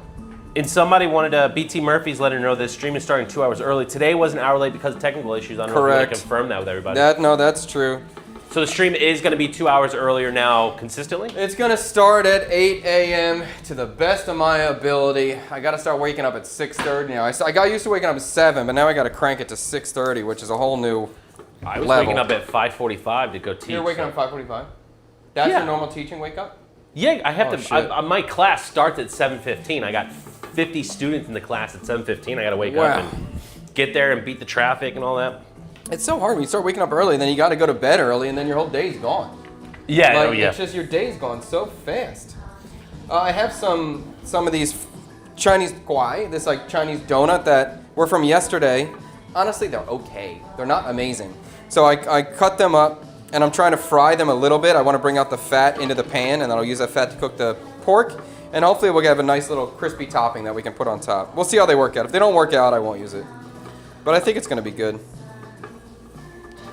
And I'm not adding any fat to the pan at all because these are super oily, so they should have enough fat that they can kind of toast themselves. Spencer Pratt literally spent 10 million gold on crystals thinking the world was going to end. Oh, I did. I actually liked that. I saw something where he said he was getting interviewed about crystals. Yeah. And I know they were trying to make him look bad. Yeah. You know? He And was saying that he was bringing in $250,000 a month through his company selling crystals. Really? He had 18 employees, yeah. I think he handled that question well without making him look terrible. And you know, if I believe numerology now, I believe in crystals too. So. Well, he was saying, he was like, because he was bringing it back to his house burning down. He goes, well, I guess the crystals didn't work because I had a ton. Did he say that? Yeah, he Oh, was that's saying funny. that. Yeah, he was like, I had a ton of protection crystals at the front and all around. They didn't stop the fire.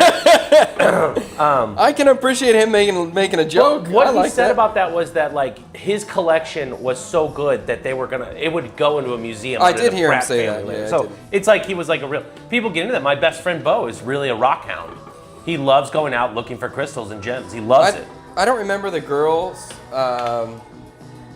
The girl who was running for president. I don't know if it was last cycle or the cycle before, but there was some kind of. I don't mean woo-woo kind of crap. I believe in all the woo-woo stuff. But there was a question to her about crystals or woo-woo or something, and she didn't respond well, and then it made it look bad. So if Pratt was able to make a joke about it, that's a good strategy. He's That's a killing good every idea. question that comes to him. He's killing it. You could tell this guy spent a lot of time around like LA culture and like this kind of the Yeah. madness that happens there. Just dropping by to say Vietnamese food is overrated. User 217122. You know what? Hey, user 217122396. How about user 271? What food is properly rated, or what food is underrated? Did you get that on the camera, chef? Yeah, I got that. Yeah. I got Okay, it. good. You're good. Here You're you good to go. Vietnamese food is not overrated. It's perfectly rated. You think perfect?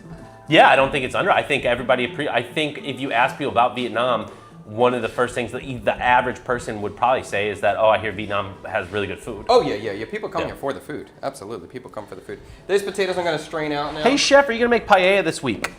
Ooh, yes. Thank you for the reminder. Which Yeah. day so I can tune in? Let me think.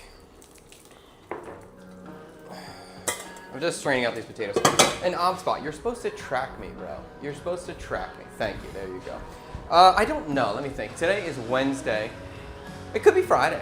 Maybe it'll be a dinner time thing because that's gonna be my wife's gonna be excited about it. It could be Friday night. It could be Thursday night. I think I can stream Thursday night. Okay, yeah, let's do it. We'll do that soon. My wife told me specifically she wanted to try paella, and this pan is gonna work for paella. What rice do you need for paella? I don't know. I'm gonna have to do a little bit of research. It's not a normal white grain. No, I think it's a shorter grain. Yeah. I'm definitely gonna have to look it up. a Ban little Kun bit. can be very subtle. Yeah, that's what I'm saying. Ban Kun, I agree. That's what I'm thinking there. Is it subtle though if I pour sweet fish sauce all over the top? Yeah, but of it? that's southern, has more sweet, more fire with the fish, more heat with the fish sauce. But northern style is a little more delicate with the fish sauce. And if I don't throw all the chili in it, because I don't have all the herbs, like southern, I have a lot more herbs going on. Right. So I think northern style, northern in general is more subtle. We used to eat after tour. We used to eat Ban Kun and Ban Ut like every day. We did that for months. Yeah, maybe a year. Yeah, like that it would was be neat. the thing I would say is like if I have like bun mop is kind of subtle.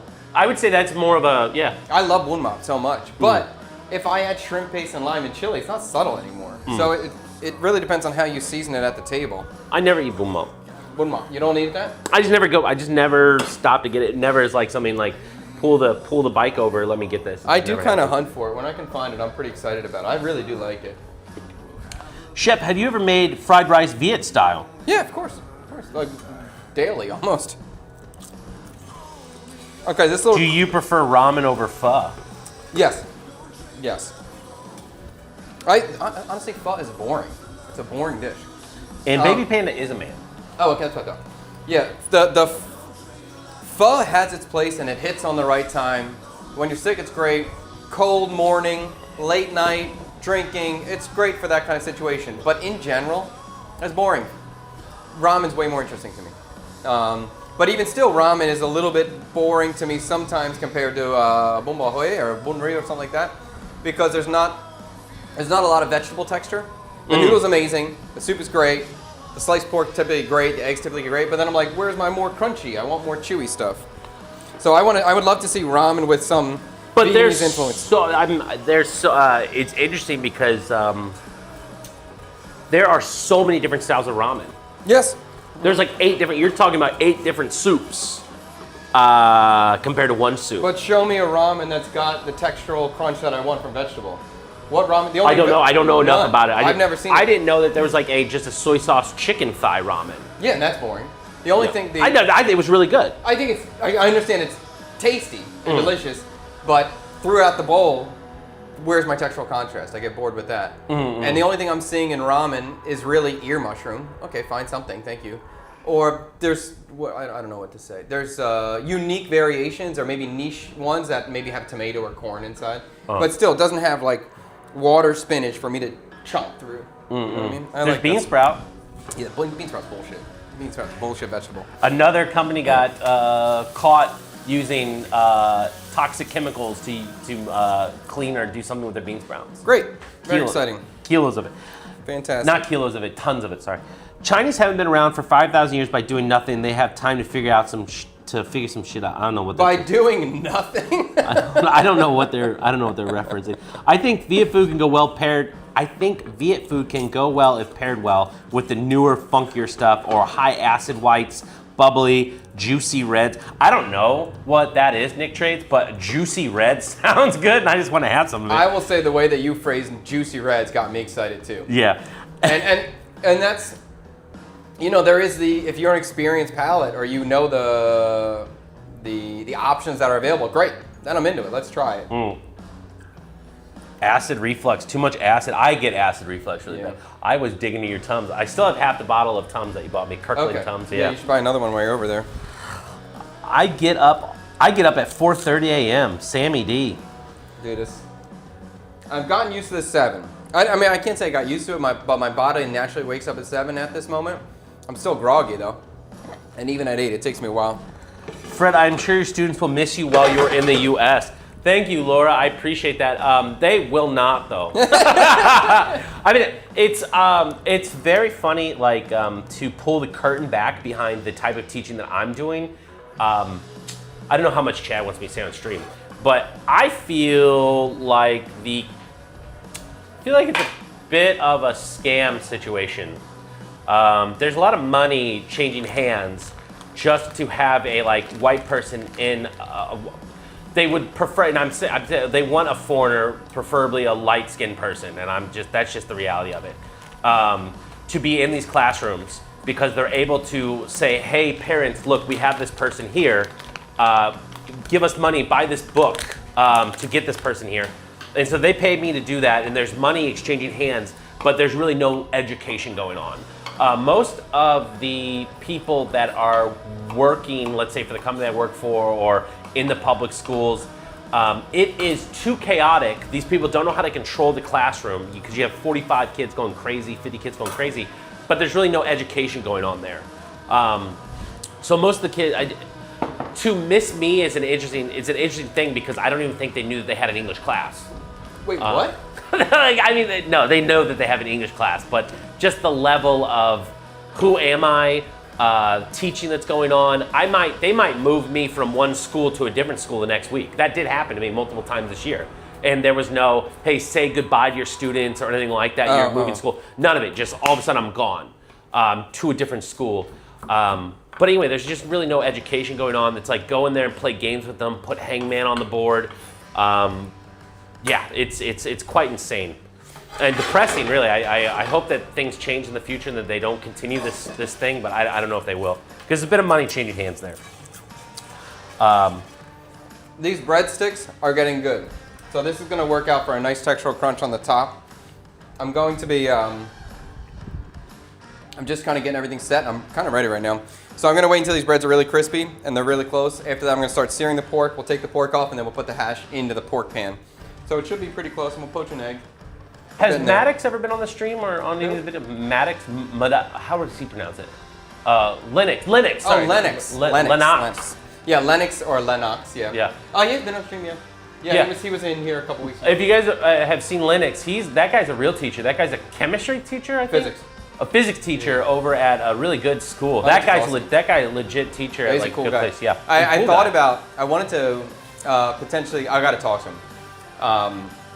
Make a show with him called, what did I want to do? Physics and Food. Oh yeah. And it's like, he's sitting there, kind of what Fred's kind of doing right now, and he's going to be talking about physics. I'm going to be cooking as we're doing right now. And then Tree's in here. So it's kind of like a kid's science show. We're trying to learn about food and learn about science at the same time, promoting both things. That's going to be cool. I think it'd be even cooler if you're doing some molecular gastronomy style Oh, yeah, stuff. that could be fun too. With That's via food. a good idea. And why is this doing this? Why is this working? And you have the experience with it. Beer and lemonade Good juice don't idea. mix. Chef Fred. Wait, beer and lemonade do mix. Get that back on there, please. Hold on, what's that called? That's Baby a drink, Panda. and I like it. She's saying because she got ulcers. Oh, okay, Like sorry he. about that. I'm Oh, sorry, right. not she. I apologize. Oh, Baby Panda. Oh, He. I got you.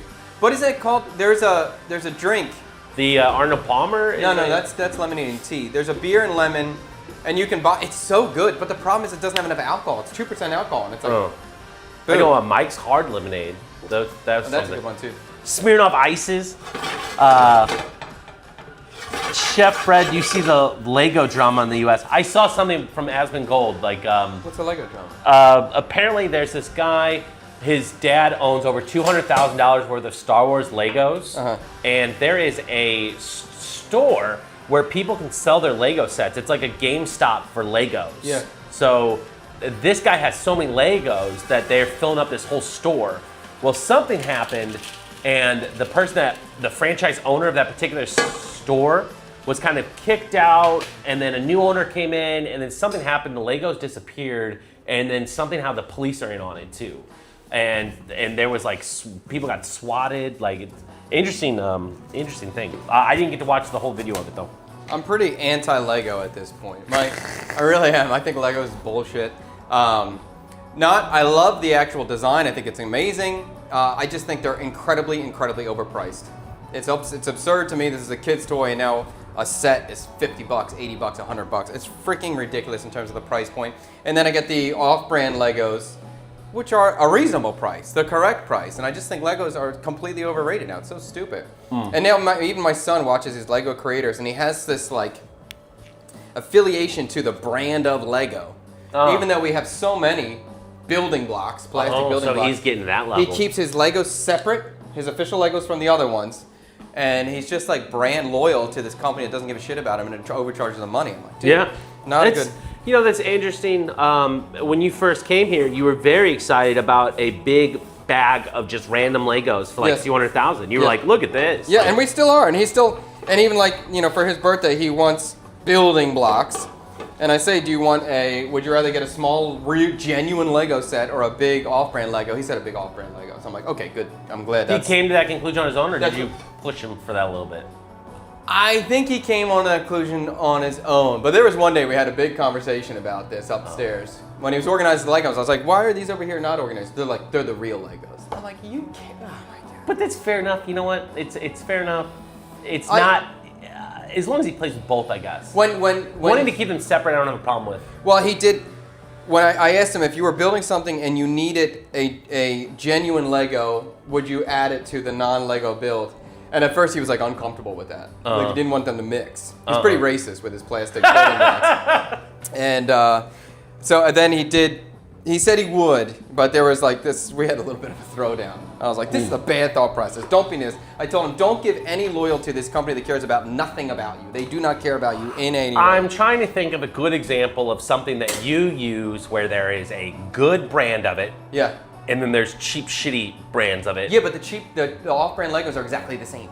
They're not They cheaper. can't be. They're not. They must lower be a cost. bit. They must be like the plastic has to be a bit like more. Are they identical? I don't know. No. Are they identical? Huh? Yes.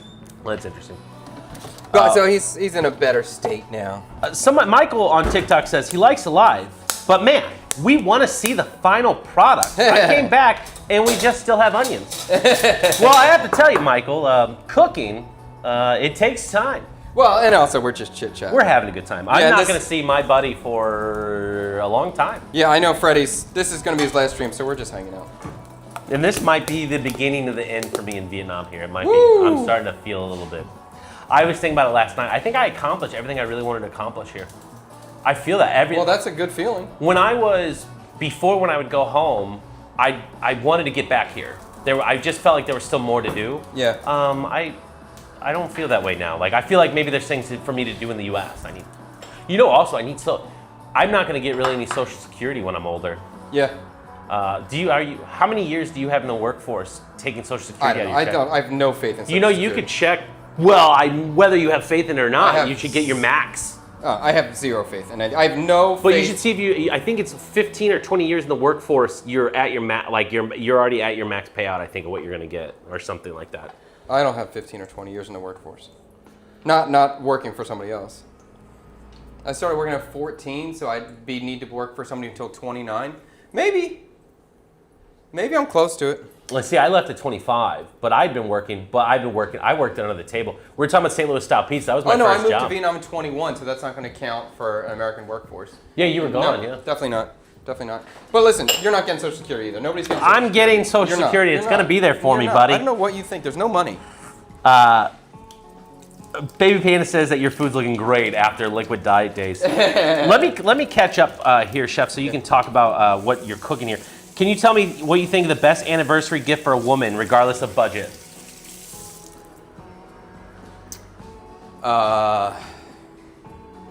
Well, it really depends on your wife or your woman. I guess wife would be. Well, I guess anniversary doesn't have to be married. I think jewelry is always a good bet. I think every woman kind of likes jewelry, but hopefully, like the right girl, she don't give a shit. Oh. It could be anything. And maybe if it's like, especially if you've been together for a long time, I bet you if I took my wife on a picnic and just gave her a flower, she would be ecstatic. Give your final answer. 5, 4, 3, 2, Jewelry. 1. Jewelry. Okay. Is there anything similar to Arnold Palmer's in Vietnam? Yes, calamansi tea. Uh-huh. Jatak is basically the same thing. We stopped and got the coconut calamansis up there on Pasteur. Oh, they're good. I like that. I Yeah, like yeah. that. Yeah, that's cool. Is the rice used for paella borio? That's the same rice for a risotto. I don't know. That's the same for risotto. I think it's similar. I believe it's a short grain. Yeah. I have never made a paella. Actually, I'm a little bit nervous about it, so it's kind of good, forced me to do it. Because it's, you know, it's like it all happens, and you either nail it or you don't. You either hit the rice texture or you don't. Are there any beans in Viet food like black beans or pinto? Tons, but they're in desserts. Yeah, there's a lot of beans available here. Absolutely, but they're not savory. Oh, I'm sorry. This is. Yeah. The only savory bean you're going to see is mung bean, aka they're going to call it green bean, but every other bean is going to be for dessert. Sometimes the TikTok comments come in a second time in like a big Yeah, they batch. do sometimes. And actually, sometimes you will see black beans used in vegetarian food as a fake pate. They will do that. Oh, something Spinks was talking about the traditional Chinese medicine earlier when I wasn't sure what he was talking about. I was so upset going for a peanut butter. I was so upset. I was going for a PB on like our OFs. I don't know what this means. Anyway, it's from Biddle Bob. A good knife, but a good knife don't make you a good chef if you don't know how to hold it right. Robert, dude, come in here. Let's have a knife battle. Okay, let's do knife cuts. Okay, no problem. I'm very excited to do. Let's do some precise knife cuts and see who can cut an exact 2 meter cube or a 1 meter cube. Jesus, my boy worked at some of the best restaurants in America, homie. Like his knife cuts are, he's good. And actually, Robert, you can go look at a sushi chef who's holding a slicer like this and see their knife placement. Look at where their finger is at. And one thing I appreciate about Chef as he's older now is that I feel like Chef has broken away from some of those. Like he's old enough to have his own experience now where he's saying, I don't need to do this way. Yeah, that's what Chef's cooking is all about. Yeah. And I don't care what you think. Obviously, I'm getting through. No, you're a 3. You are emotionally vulnerable. Is that what the number is? But luckily I've kind of overcome that. Otherwise, I was a very depressed kid. If I cared about what Robert think, I'd be a depressed person. Or if I cared about comment section. Wait, Chef, let me catch you up here. Go ahead. Cookware you want since Fred is coming home in America. What would you want Fred to bring back to Nam? Cookware? Oh, I gotta tell you, I might be taking my pasta maker with me today. You can take it. Yeah. You're gonna bring your pasta maker to America? Yeah. Oh my God. That seems crazy to me, but Why?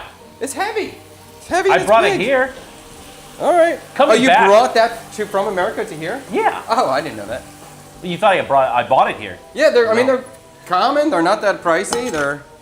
My high school district is already on their second week of summer school. There are teachers there to support all the teaching being done via computers. Yeah. Oh, day 28, asking for Viet au gratin potatoes. Sleigh Rider, you can't be so greedy. You just got a whole episode dedicated to you. Did you see that last stream? I'm sorry, hit the wrong button there. The chicken parm. The chicken parm one. That was Sleigh Rider was all up in that episode. I was there for that. I know, but just Yeah. the new edit's posted. Oh, was it And for him? Tang did a really good job highlighting Sleigh Rider throughout. I thought it was good. I didn't see that part. Beer and lemonade is called a shandy. Yes, that's it. Summer shandy. Yeah, I like that. Would you prefer fine dining or fast food when you get back to the U.S.? That's Freddie, that's me. I don't know. You go first. I mean, fast food fine dining just costs a lot of money. I like fine dining. I want small, locally owned places. That's what I like. I want like small, fine dining. locally owned restaurants like the Hobos I said earlier, or a small pizza place or something. America's fast food gets boring after like the second week. It does, but it's going to be good the first time to go back and try and see what's new. Oh, I'm excited to eat a sub, Yeah, like yeah. Jersey Mike's Yeah. and stuff like that. I'm very excited. Vietnamese food is not overrated, not like American food. I don't know if American food is really overrated either. I think American food's like classic style, because you would say food from Cajun food is American food, right? Cajun? Cajun is American. Yeah, I don't find that overrated at all. I find that to be some of the most delicious food I've had. Every brand is a fashion statement nowadays. I blame Apple for this. Chad bites his forks. I do. Wow. Yes, they're delicious. Is Lily okay? I saw one episode she fell. Yeah, guys. Oh man, I didn't get to address that. My daughter's all right. We left here. We went to the ER. They did a CT scan on her. So what freaked me out, otherwise I might have told my wife, like, hey baby, let's calm down. Let's see how things are going. She hit this. This is hard. And she hit it and she's so small. I guess at this age, when they're younger, the natural reaction for the skull is to kind of indent it a bit. Yeah. And that freaked me out. It made me think my baby's skull was busted. Yeah. But that's just kind of their skulls are different, like soft. Like it's not the natural reaction for it isn't to bump out right away. It kind of bumps in, then bumps out. But when we got to the ER, And that doctor at the ER looks at me and is like, I was like, is this serious or not? Like kind of give me a hint of what we're going to. Yes, this is serious. Oh, really? Yeah, and I'm like, oh my God. And like, I'm dying while the baby's having a CT scan. I'm on my knees. Like, I feel like I'm gonna puke. I'm just so afraid that this head injury is just gonna change my baby and we just ruined her life or something. Yeah. She's all right. And the doctor was like, the doctors were telling my wife in Vietnamese, so I didn't understand what they were saying, that you could take her home for 24 hours and just monitor her, or we can keep her here. And my wife's like, you keep her here. That's because she hasn't been teaching for the last month. Yeah, that's right, yeah. I don't know if I commented to tell you that, but they originally said it was gonna be $7 million for overnight, right? Yes. But it was only 2.5. So I told you that, right? Yes. Yeah. Okay. Yes. I'll let you. That's all right. No, we're just searing off the pork tenderloins, and we're gonna cook this like a steak. So I'm gonna parlay with some butter and some thyme, probably some lemon peel, and then we'll remove all that and fry the potatoes in this pan. So I'm not afraid to have extra fat in the pan. I need enough fat to fry the potatoes anyway. And I'm gonna fry the potatoes, the onions, and the red cabbage all together in a big mix, in a big hash. That's the idea. So it should be pretty good. So it looks like Sleigh Rider, BT Murphy says that he's taking bets on how soon you break. How soon To Chef Sleigh break? Rider. I don't break. What do you mean break? I guess maybe you broke for the chicken parm thing? Like, Oh, I'll make it. Oh, I'm gonna break. Oh yeah, Oh. it's gonna happen. I just need the right. It needs to just be the right dinner. Like the au gratin potato has to be paired with something. So if let's say Fred didn't come and we're gonna have these pork tenderloins for dinner, au gratin potatoes would be good with that for sure. have you and seen the- Pokemon cards? It's become a business. People selling singular rare cards for $1,000 real actual Pokemon fans cannot buy. I have Pokemon cards. I had Pokemon cards when we were kids. I have Pokemon cards. We were now. primed for when Pokemon came out. Like that was after us. My dad, I started buying Pokemon cards, and my dad was like, I was young, I was a kid, so there's a lot of money for me. And my dad would tell me like, this is just a fad, this isn't going away. I was like, Dad, it's not going away. It's not going away. You know, it's a big deal. And then he bet me 200 push-ups that it wouldn't go away. He still owes me about 180 push-ups. I'm gonna call him out on that, Dad. You owe me push-ups. It didn't go. Yeah, that's right. It's still going Pokemon hard. is pretty big still. You need Bamba rice. If You that's can hard to use sushi find, rice. you can use Okay. sushi rice. Yeah, I can get sushi rice. And he's Spanish. Okay. Oh, that's perfect. Thank you. Okay. Vietnamese food is healthy, but I get it. People like processed food. Vietnamese food, man, I want to go off the rails a little You bit. can go off the rails. That's fine. Vietnamese food is healthy if the actual food that you're getting is not poisoned. We're dealing with that here. There's a big problem going on right now. Everything is being processed with some sort of chemical that you're not supposed to be eating. I'm worried about letting my daughter eat this stuff. Like, it's getting concerning. Am I going to set up a Trump account for Lily? I would like to, but I don't think I can because her mom is not a U.S. citizen. If she Is was, that the $1,000 saving thing? yeah, that's right. Yeah, I would like to, and even if they That's happening right now? Is that real? yeah, It's already off? Yeah. So yeah, but I think your kids are too late for it. Even yeah, I think it's born after last year. Oh, really? Yeah, I would like to. I think that's a great thing, and being able to put that. I think that I don't know the exact regulations on it, but there's some sort of amount of money that I can put in there every year that might not be taxed later, or something to that extent. I think that would be great. This is highly aromatic right now. He said, "Don't share this out loud because it's not approved hack, but sushi rice works." So the sushi rice, we're not supposed to say it out loud. Oh, heard that. Okay. Yeah. I'll say it's special Spanish rice when I get it. Brandon, love your content. I'm from New Orleans. We love your food. I love your food, Brandon. I love food from New Orleans.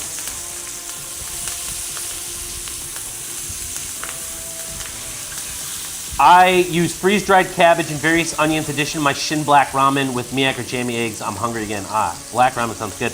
How long are you going back to the U.S., Fred? 60 days, guys. A little over 60 days. What ramen do you all like? I don't know what it's named, but you know the ramen it's like a miso ramen. That's what it is. I like a miso ramen. How about you, Chef? I don't know enough about it to really comment on if I have a favorite. Tonkatsu, though. I think a tonkatsu is good. What is Ichiran is tonkatsu. That's the creamy broth. I do like that. I had one in Japan. I don't know the style. It was like there was fried chicken in it. That was really cool. I really like that.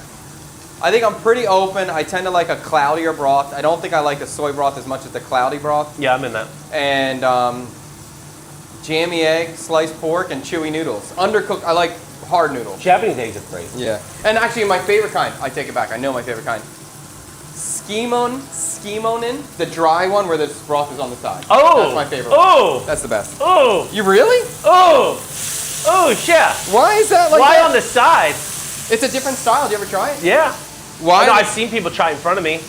But you didn't have it? Ugh. The broth is different. The broth is extremely strong, extremely salty. Oh. Whoa, we must have a gigantic storm coming in. Yeah. Huge doors. Doors just slammed. Huge wind right now in the back. Oh, Wait wow. a minute. Can I show you? No, it's going to be hard for me to do that. Oh, wow, yeah. Big, big, big wind, man. My door just vibrated. Interesting. Okay, so this pork is looking amazing, actually smelling amazing. I'm turning the heat super low because I need to use this pan and I don't want to burn it out. So I'm actually going to start dropping potatoes into this oil now because we're getting some deep fond on the pan and I don't want it to burn. So potatoes going in just to cool everything down. I'm going to leave the pork in here too to get it cooked through because it's not cooked through yet. And look, our lemon zest is toasted. Chef, what kind of layer of fat am I going to need on that? Like, I think my natural reaction would be I'd be scared of these potatoes sticking to the bottom there. Yes, And there's some issues there. kind of breaking up. Is it, how do I mitigate that? Fat, enough fat. Is there enough fat in your pan right now, would you think? I think there's enough to coat the pan. I might need to add more fat. I might need to add more fat just to get it fully covered and get a nice crispy texture on everything. But I think we're going to be okay. And the pan's hot, so I don't think we're going to have stickage on there.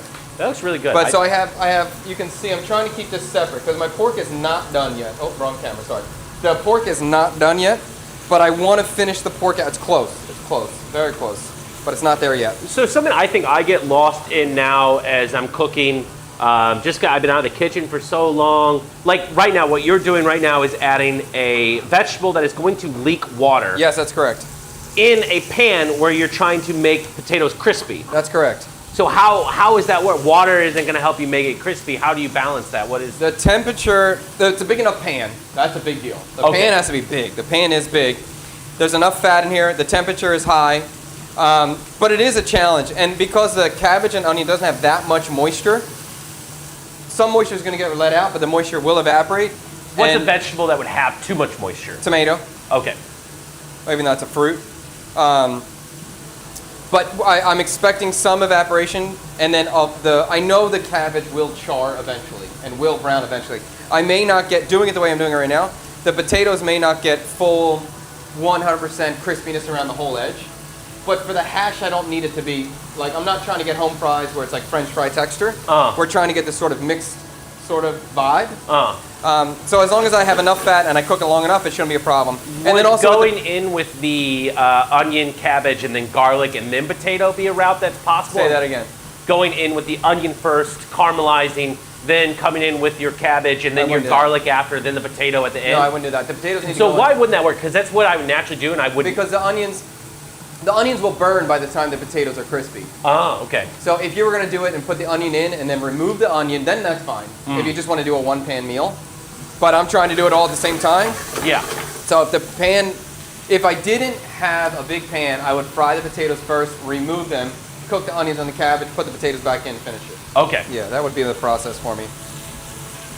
But this is a big enough pan, so I'm feeling okay about it. the liquid from the onions and cabbage should evaporate before it messes with the potatoes Pretty darn on their quick, end. yeah. Okay, great. Yeah. And you know, that's a great, I don't think I wouldn't have thought that the potatoes won't finish in time. I wouldn't have thought the onions are going to burn before Yeah, if the I start the potatoes onions, get there. I'd definitely Yeah. be very concerned about burning on the onions. And because these is all really starting at the same time. Yes, and that's the idea. I just wanted to be fully prepped out, and then we're just launching and we're going for it. Sorry, Chad, I'm going to skip some stuff to catch Chef up. Well, we're almost caught up, actually. Gordon Ramsay says, let the knife do the work. Yes. Yes. You should not be pushing on the knife hard. Your knife is dull if that's the case, and you're in trouble. Don't let Chef discourage you. Stay strong, Sleigh Rider. from Yeah, BT Slay Murphy. Rider, you can keep going. It'll happen. And I promise it'll happen. All right, so the pork is very close at this moment. we are about, I think we're there. So I think with the resting period, I'm gonna be okay. At the worst, after I slice it, I can throw it in here for a second, but I think I'm perfectly fine with the resting. I think there's a little bit of a challenge with the pork tenderloin because it has a tender texture. It can feel slightly undercooked. So you do want to be careful about overcooking the pork tenderloin. And right now, if I was touching a different piece of meat, I would think this would be a little bit under. But I'm trying to confirm to myself or give myself some confidence. It's okay, Chad. This pork tenderloin does feel a little bit softer, so we should be fine. Okay, let's put the situation, Chef. I pulled this out under. Yeah. I don't know it until it's already rested and I start slicing it. Yeah. What do I do? What's my recourse here? You could throw, I mean, in this situation, I'm throwing it back in the hash pan. If it's really close, I could throw it in the oven for a second. I could just put the super hot product right on top of the medium well pork tenderloin, let's say like that. Like maybe slice it and then yes, put, oh. and then it will carry over if you put a hot ingredient on top of it. If you have an air fryer, you can get back in an air fryer could. Yes. Just heating up an oven that's not on. Yeah, you could also you could hit it with a torch if you have that. So let's look at this real quick and make sure we're not sticking. So now I have freedom to move everything around. Crypto, thank you very much. I'm glad she's okay too. And one of the things my sister-in-law keeps doing is she keeps opening up the live stream and going back to the moment that Lily fell. And wait, what? She's going on the live stream because she was like, Miss Chow wasn't here for it. So she's talking to Chow and she's like, oh, let me open up the live stream and show you the moment that Lily fell. Oh. And I'm like, don't do that. I kicked them out of the room. I don't want to see it anymore? I don't want to hear it. Yeah. It's her crying after it happened. I was like, that's too trauma. I have trauma from it. Yeah, I get it. Fred was freaking out that day. Oh, that sucks. He did good though. Buncha Tacos. You know what? That's the first time I think I've ever heard anyone say that. And you always hear Buncha Burger, and people think that's like a new thing. Buncha Burger was like an idea from years ago that now people are starting to do more often. But Buncha Tacos is a new idea. He said salsa verde, nook cham, Viet style, and rice paper tortillas. I haven't heard. No, rice paper tortilla is not a good idea. I haven't heard anyone say this. I kind of like this idea. Salsa verde, nook cham, Viet style. Rice paper just doesn't work for a tortilla kind of vibe. But I do like this idea. Okay. My last stream, because I'm going to the U.S. for 60 days. I might be on another stream after that. I don't know. Me and my wife are gonna see how we feel in the U.S. and we might consider if we want to make that kind of move there in the future. All right. So I am gonna serve this with some poached eggs. So we're gonna have this hash. We're gonna have the sliced pork on top of it, and then we're gonna have fried garlic sauerkraut and this tomato salsa, and then a poached egg on top. So this should be a loaded plate up. If your kids are under 10 years old, they should get $250 from Dell. I don't know if you know about that or not, Chad. I don't know anything. From Dell? Yeah, something. I'll have to look that up. Can't believe Fred is a Trump supporter. I didn't say that I was a Trump. I didn't say anything about that. I said, yeah, I'm going to sign my daughter up for $1,000. Why wouldn't I do that?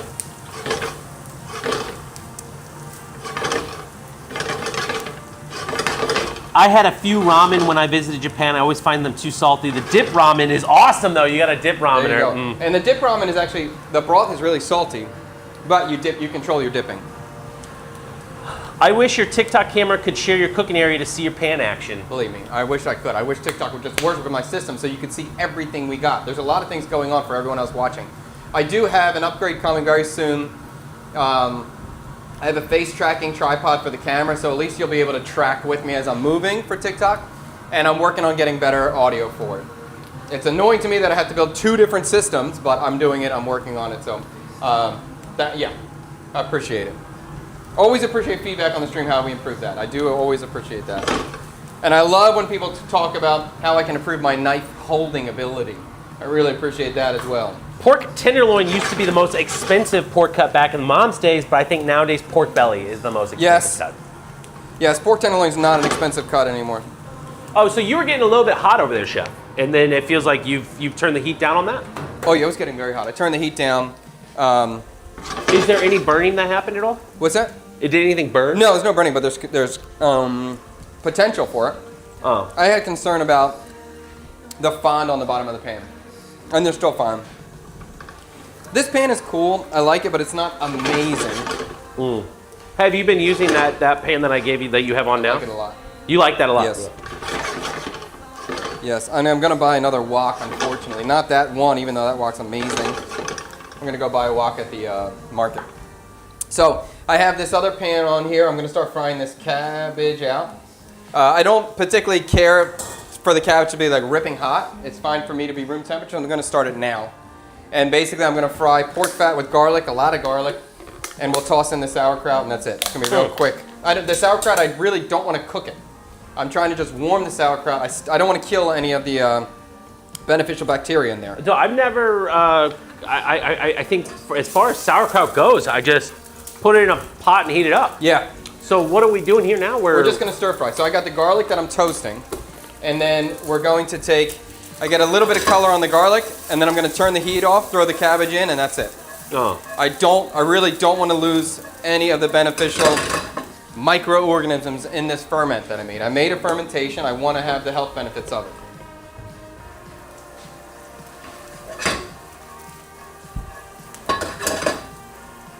So I can even bring this off the heat. Maybe I'll throw it in for a second. Do you always do that when you use sauerkraut? I've never done that before. Yeah, this is the first time ever doing that. Okay, a little bit of color. We're good. Cabbage is in.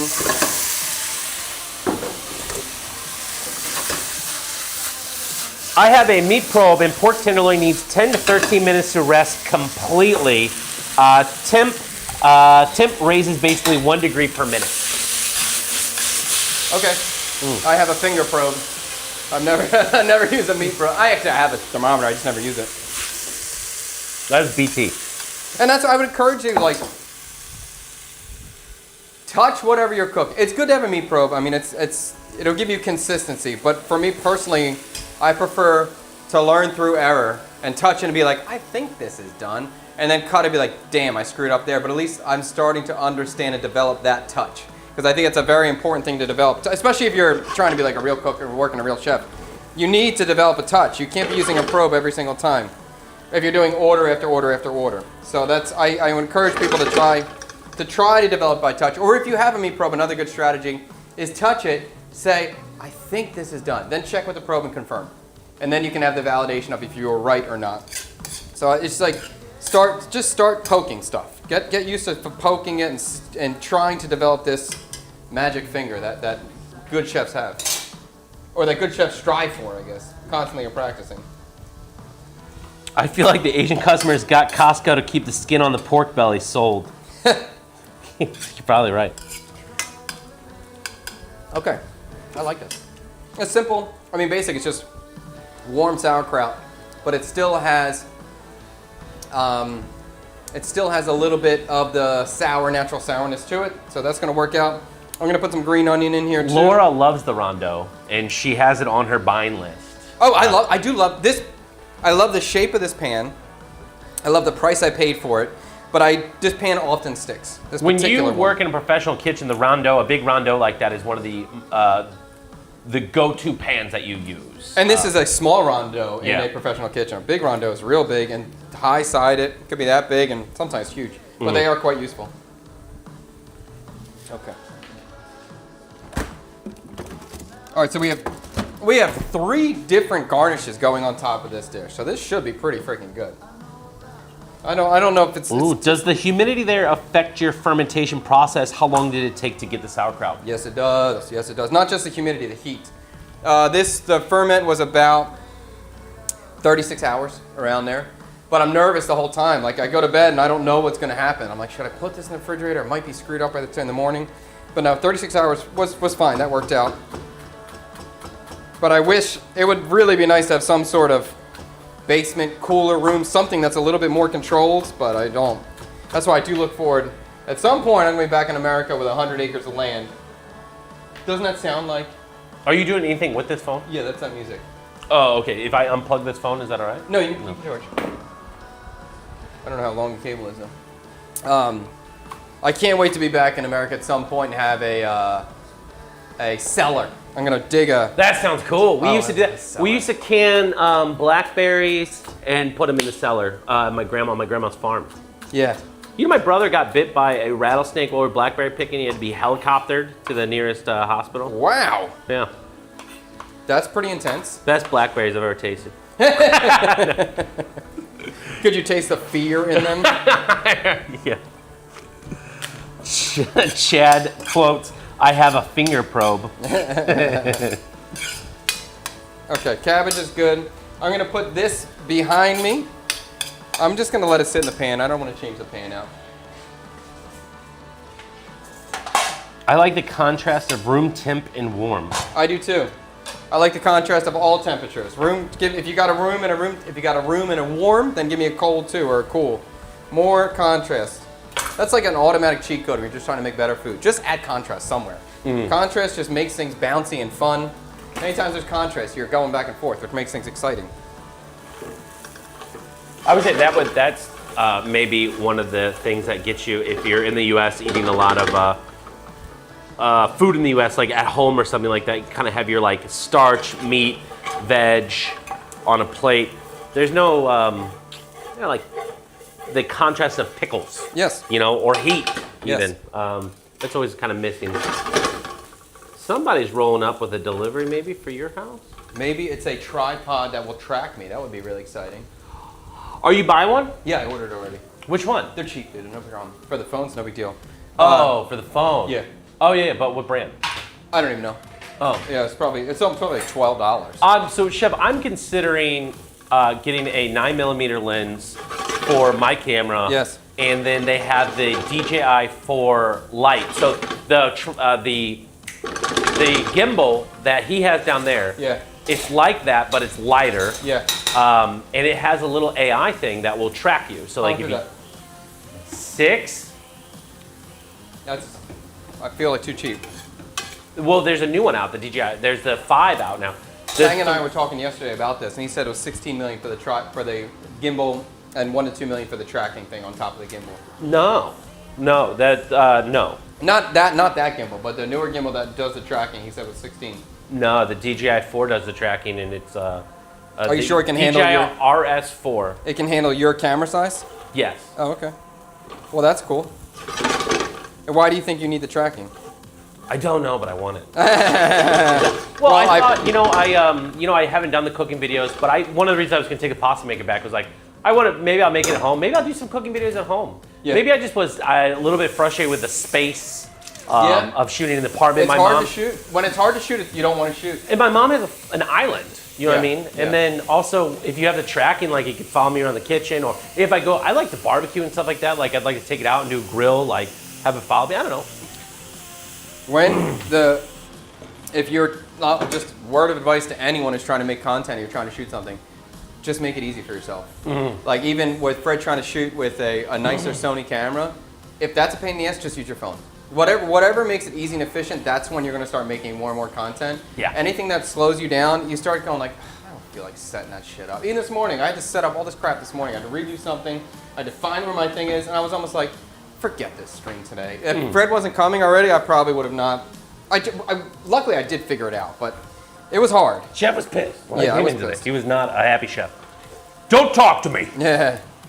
And because I was late, too, that was the problem. I hate being late. Crypto's Pitbulls got bitten by a rattlesnake twice and survived without. OG? Wait. What? A young pit bull got bitten Yeah. by a weak ass rattlesnake. This bitch ass rattlesnake can't even kill a puppy. Most kimchi recipes I watch on YouTube often say it can ferment outside the fridge for a few days. In Hanoi summer, I cannot leave them out for more than a day and a half. And it sucks too, because like when you're trying to ferment in extreme heat, it doesn't like over ferment where it gets like sour. What's going on with my phone? Wait a minute, hold on. I just want to see this thing's tweaking out. Okay, but it's not affecting it. It's not like the kimchi or whatever you're trying to ferment just gets like too sour. It goes like mush and rotten, and then that sucks. And you just lost your whole product.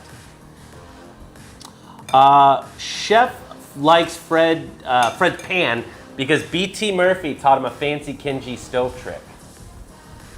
Oh, there's what was it? That pan. Yes, that little wok pan. Yeah. It didn't work out well in this fire Oh. because the shape of it, the heat was just going away. And so we removed the cap on this. So it was like a wok burner. Oh, really? Just straight up it's in there. Direct. Then it worked better. Oh. But then I burned my crap really quickly. Well, that's cool though. If you're getting the BTUs needed to get like a wok style. Or just to hit the pan in a different spot. Just to hit it in the right spot. Yeah. Oh, my wife likes when I do that. Is that right?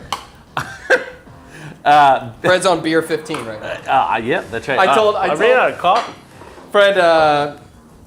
Fred's got a new baby in the house, so his wife is able to satisfy his baby or whatever. And I told my wife that Fred really enjoys his wife right now, and she goes, "Yeah, I know he was talking about it." So when you were at the party, at 15 beers deep, your mouth was very loose. I was like, "Look at my wife's big fat titty." Yeah. But yeah, everybody appreciates it. Someone wants a music session with us and Michael and friends. That sounds good. I'm getting the music room set up. I've been doing a lot of stuff around the house. Actually, I'm going to need that charging cable. Let me turn this down. It makes us make sure we can ride with him on it first. And makes us make sure. I don't know this one. I don't know what you're referring to, Arthur. Sorry, I'm not tracking. Something. Shavat. He's upset about something. Who? Shavat Cat. I don't know. He thinks I'm a Trump supporter. Oh, heard that. We here for the good vibe food and the Chad, baby. The Chad. I like it called Yes, the Chad. the Chad. Yeah, that's it. You got it, OG. You know what's up.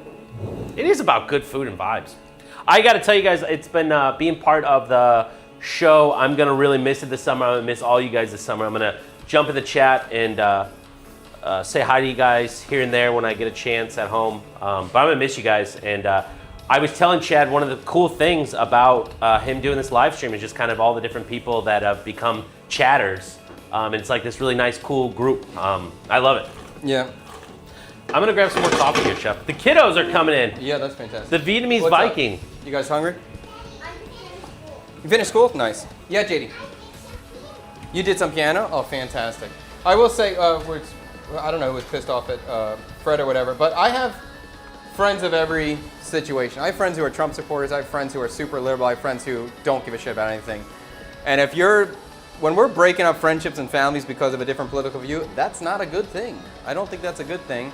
And I think reality is nobody in politics cares about you. So it's just, if you're getting too stuck in that game where you're breaking a friendship or relationship for some reason, there's an issue.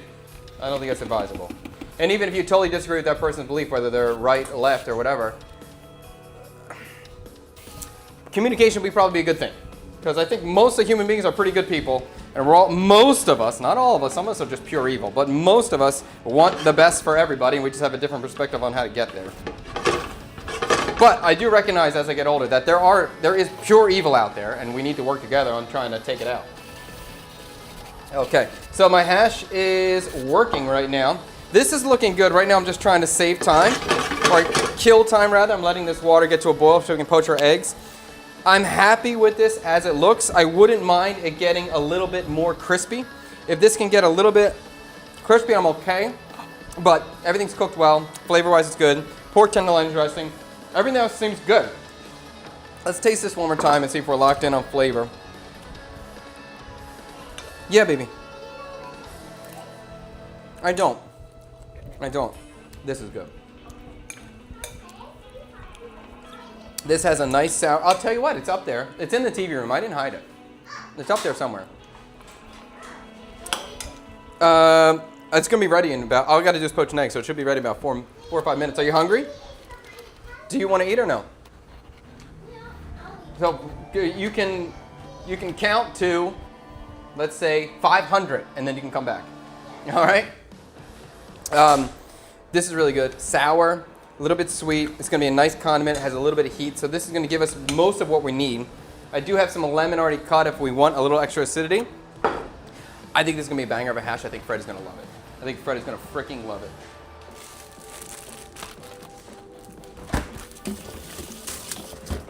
And with the crispy bread, let me see this too. Oh, I forgot about the sauerkraut's kind of sour too. Oh, so I don't think we're going to need lemon. The bread's got a nice texture. And by bread, I mean Chinese donut.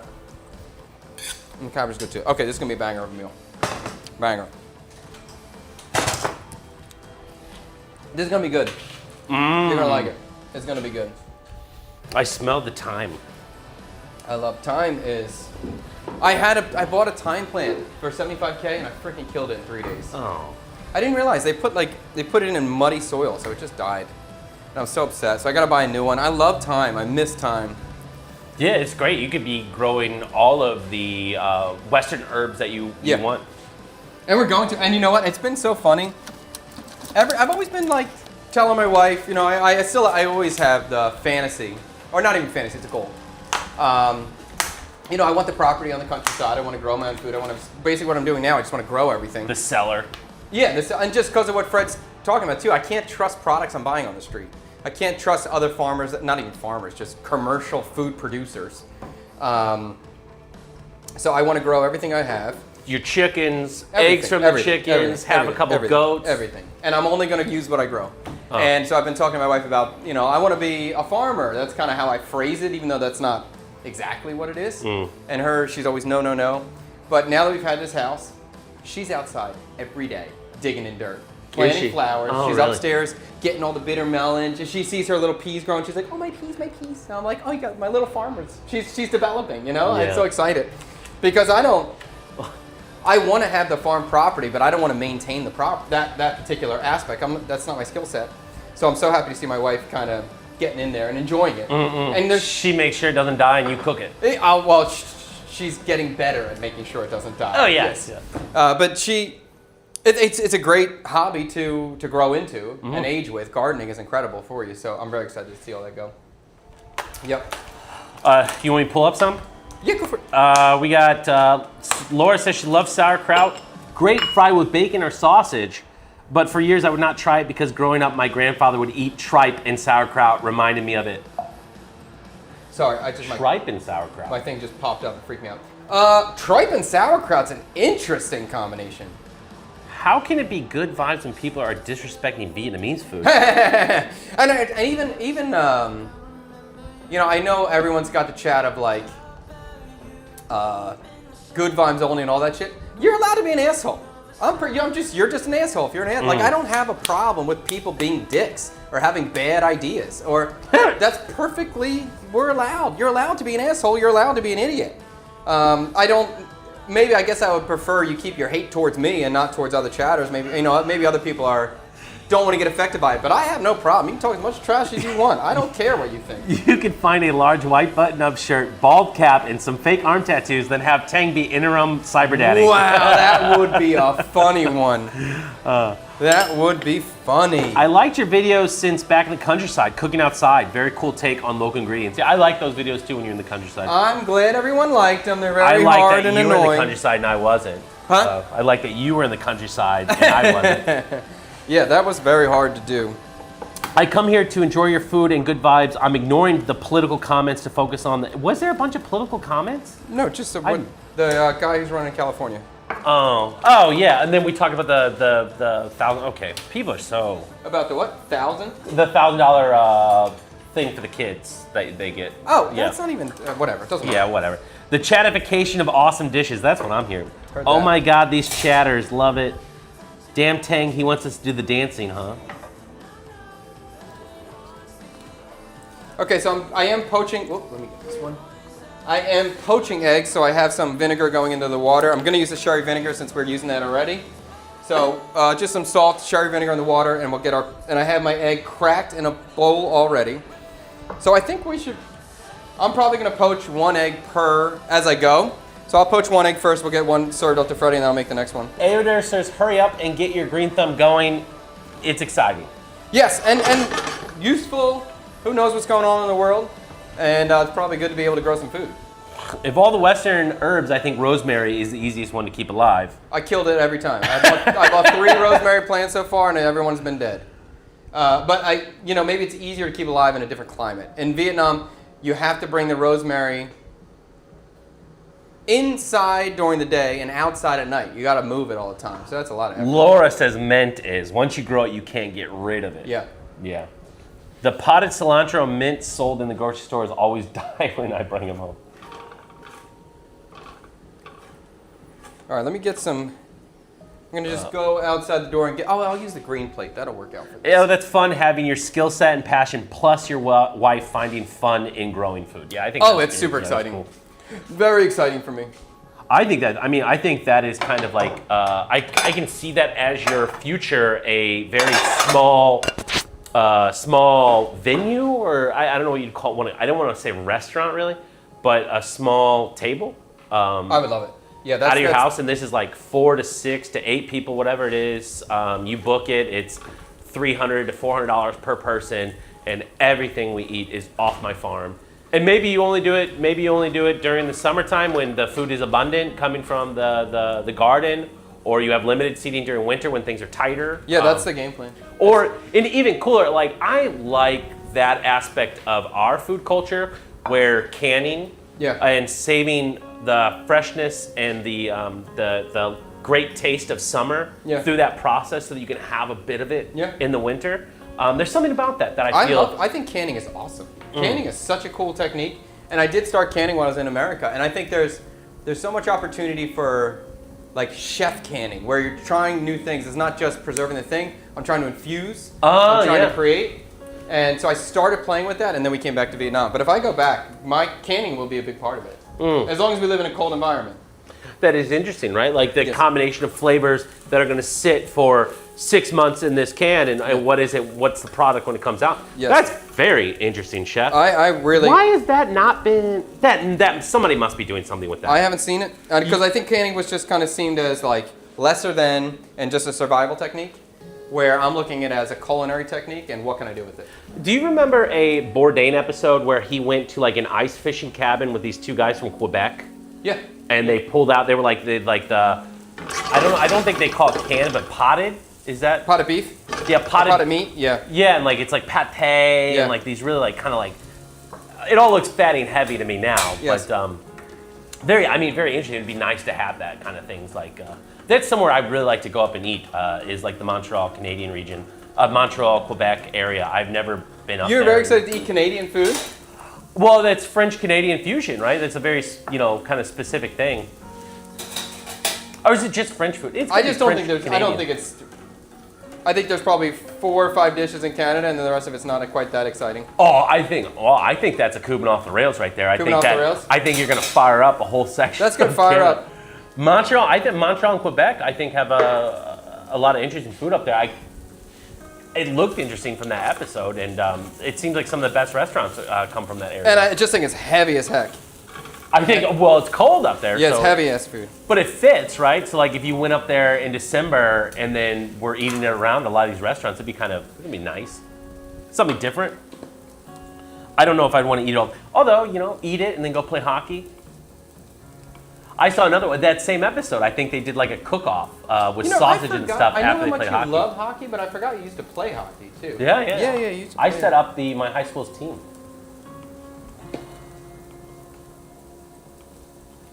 I'm really happy on the cook on the pork loin. Just barely cooked through. Look at that, Chatters. Very Now, my nice. wife would not eat that. She would not eat that? No, you cannot have any pink. I'm in. I'm with you. This is barely. This is, I think, right on point. Right on point. Even my wife yesterday, because I just boiled it yesterday, and she said, "Wow, you cooked that so well." Because she wouldn't usually eat pork loin because it'd just be tough and no fat. So we're gonna plate up here. We're ready. We're doing it.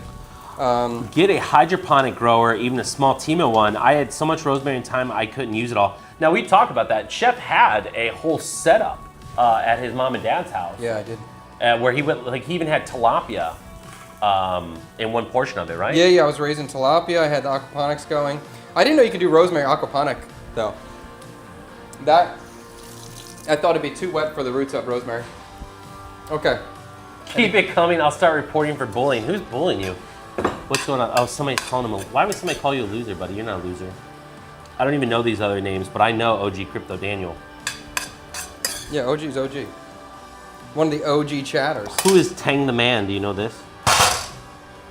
White miso peaches. That sounds like a nice flavor. I like that idea. I don't know if that's a type of peach, but I like the idea of white miso and peaches together. The farm to table setting sounds great, and then one day chef pulls at the menu on the gas. I have yet to see that. Oh, it's a bit creepy, scary. Have you tried Jig's Diner or Dinner Diner from the Canadian East Coast? No, I haven't been that way. In Spain, canning is gourmet, even luxury. We love it, and it's excellent quality. In Spain? Yeah. Oh, is that? But I know like the seafood. But what about beyond the seafood element? I don't know. Seafragio, how about beyond the seafood? Let's do it. Plate up. So let's get a little bit of the residual juice on the pork. The egg is almost blanched out. I feel like it's been so long since we've done this. What, a stream like this? Yeah, Or just eating some? I almost forgot that we rate it and everything like that. I haven't eaten something like this in a while. I think you're gonna fucking love this. I think you're gonna be really into this right now. I've heard we were doing this 2 times a week. It's been a while. I've been here. I've been doing this every day. I'm ready. Yeah, Chad, let's give Chad his 2 today Yeah, before I go. This isn't the 2. I'm very confident this is not the 2. That looks nice. Wow. What do you guys think? Does it look good? We got pretty. It shows. How much experience do you have, Chad, on hydroponic growing? Not hydroponic, aquaponics. What I'm interested in. Hydroponics, non-aquaponics. I have got a pretty big system for a while. Frasier said yes. We can everything. Oh really? Because I knew about all the seafood, and I know the seafood is held at a high level. So what have you built here? This is the fried hash on the bottom. So we have potatoes, cabbage, onion, and a little bit of taro. We have the roasted pork tenderloin, poached egg, tomato relish. Uh-huh. I've got a warm tomato salsa, the fried sauerkraut, and crispy bread on top. I think it looks pretty good. How many components are we looking at? We're looking at 5 or quite 6, a few components. Yeah. You know what? Let me take a picture. Let's get a thumbnail if we can. Chicken salad is making a comeback with fast casual for some reason. Was that a staple in Missouri? Yeah, chicken salad. I was a country club chef for a long time, so chicken salad's a big deal. I think there's something called like Chickadee Chick something. That's a chicken salad like chain. Oh. And that I'd like to try that. I do love chicken salad. I think chicken salad's pretty fantastic. Definitely underrated. We always made chicken salad with chicken breast, but now I think if I had to go back, I'd just use chicken thighs. More. Really, I think chicken salad has to be chicken breast. Does it have to be? In my Have you opinion. made it with chicken thighs before? It's got to be so much better. Not. It should be cut with chicken thighs. The chicken breast is just no matter even how you cook it perfectly. I think it's still a bit dry. Ooh. It looks good. Mmm. It's a cool thing. All right, chef. Can I have the cards, by the way? Yeah. Let me poach a new egg. I'm gonna get the next egg poached. We'll see. Looking good. I hope that's a share plate. No, that's a Fred plate. Oh yeah, Chef Fred. The difference between DJI RS4 and RS5 is stationary is minimal. Yeah, get the RS4 with the tracking option. Yeah, that's right. Works well with half the price. Oh, so they are okay. So They're- and what are you saying? 6 million?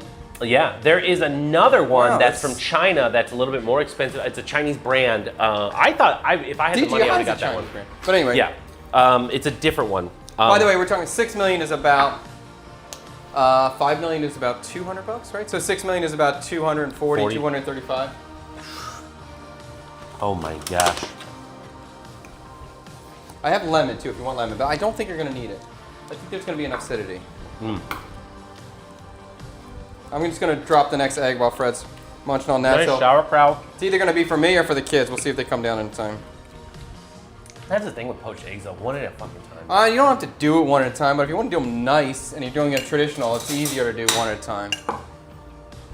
There's other methods. There's different methods for.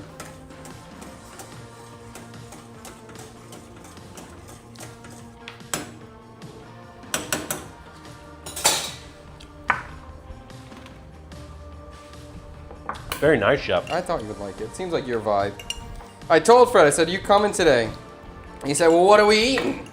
And I was like, "Well, we're either gonna have a roasted pork, because I had the pork tenderloin. I was already on that.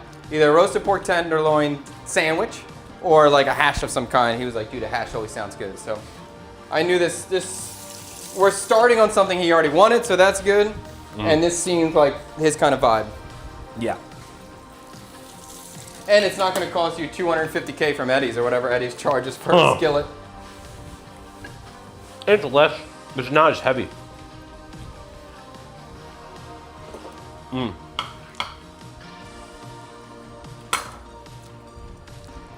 pork tenderloin is tender.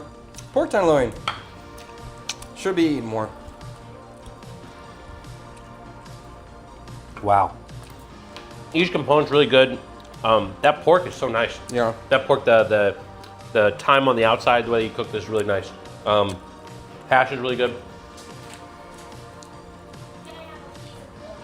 You can have as much as you want. Do you want a plate or you just want pork? Maybe a whole plate small. Yeah, he's got an egg coming up. I got an egg. I can get it for you. I think the sauerkraut's quite nice. So, I think maybe if you cut the sauerkraut a little thinner next time. Or maybe it just needs more time. I guess I'm used to more of a wiltier kind of sauerkraut I think product. it is cut thinner when you get it from like a can or prepackaged. And I was questioning how thick should I cut it.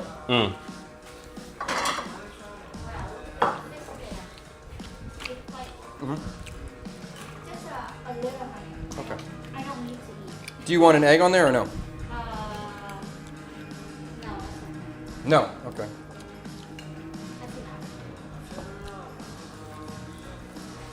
I like the taro mixed with the potato in there too. Oh yeah, cool. Yeah. I thought that'd be nice. Huh? Oh, she's cold. Is it cold? I was sweating earlier. That's interesting. So sorry, my precious. I've been love. okay lately, Cold. My goodness, what is it like to be married? She got this question on stream. What's it like to be married to a famous chef? Look at that present. Look at just like normal lunch. She just gets to eat all the time. That's why I didn't like eat American too. And then I got the fork with. Yeah. Yeah, Pennsylvania winter. Oh my god. I don't want to even move when I get on the bed. I just don't want to get out. Sometimes I need to go to the bathroom. Come on, just go away. But I'm gonna make that F you money, honey. You won't have to go anywhere. You can stay in the bed all day long. Come here, Obspot. Track me. Come on up. There you go. You found me. Great job. Let's get a little bitch cam over here so we can see that. Yo, we've been playing pickleball. Pickleball's fun. We had a great time. It was fun. That's great. All right, let me make one for me. We'll see if it actually gets to my face or if it's gonna go to the kids if they run down here in time. This really came together beautifully. The food looks nasty. Oh, so this Tang the Man is just a douche canoe. Oh, good. I love it. Oh, another Missouri follower. Io Dirt. So the guy who's been asking a lot of questions about the hydroponics is from Missouri. Hello, Oh, cool. I'm from Missouri. Jersey Mike's special is chicken salad this month. Yeah, Jersey Mike's is good. Jig's dinner consists of salt. Oh, it's a dinner. So Jig's dinner consists of salt beef or salt riblets, boiled together with potatoes, carrots, cabbage, turnip, and greens.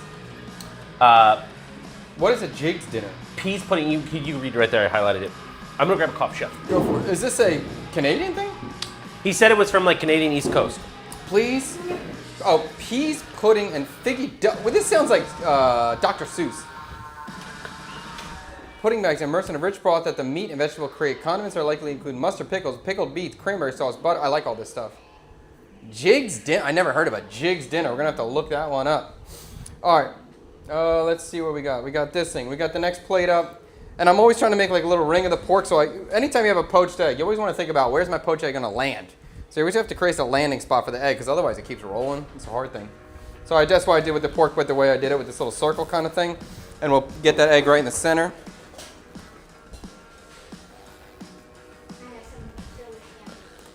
Candy chili? Get that tomato relish on here. I don't think we can bring this to No, they catch me. I don't know if I'm going to actually want to stay on the stream. Okay, heard that. So I think this is a great example of like what Vietnamese feel like is missing with like a Western style plate, right? That kind of. Well, then you see that too with all the with Koreans when they're in America. They're like, oh, macaroni and cheese is good, but just put some kimchi on it, it'd be better. So that's the thing. I like a sweet and a little bit sweet and crunchy, sour. What is it? Mango.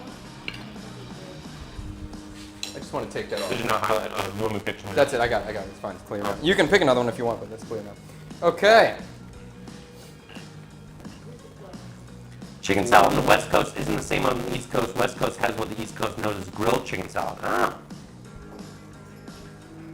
Fight nice, boys.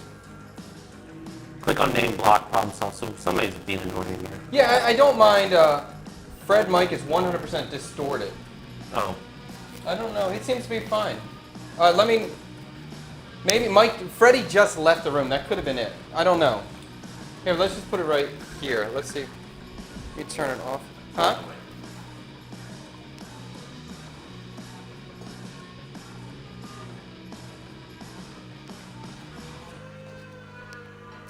Thank you. I just want to know if I want one time. I just restarted Fred's mic. Let me know if that gets better for him. And If you're all packed. no, what I can see, it Not looks yet. She did. okay. But let me know if that got a sound issue. Okay, I'm gonna wait a couple seconds because I know there's some delay. It's definitely not fine. So can we turn it off? I just turned it off and I just turned it on, and it looks like it's receiving over here. Are we still having the problem? Say something, Fred. Hello, hello, hello, hello. Yeah, you should be. You maybe It there's. sounds like I'm on a CB radio. They said. So maybe we turn it off. Hey, wait, don't. I don't know.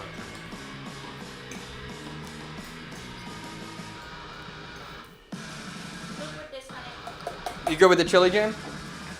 Sorry, guys, trying to figure this one out. Mike is better. Oh, all good. See, I knew it. All right.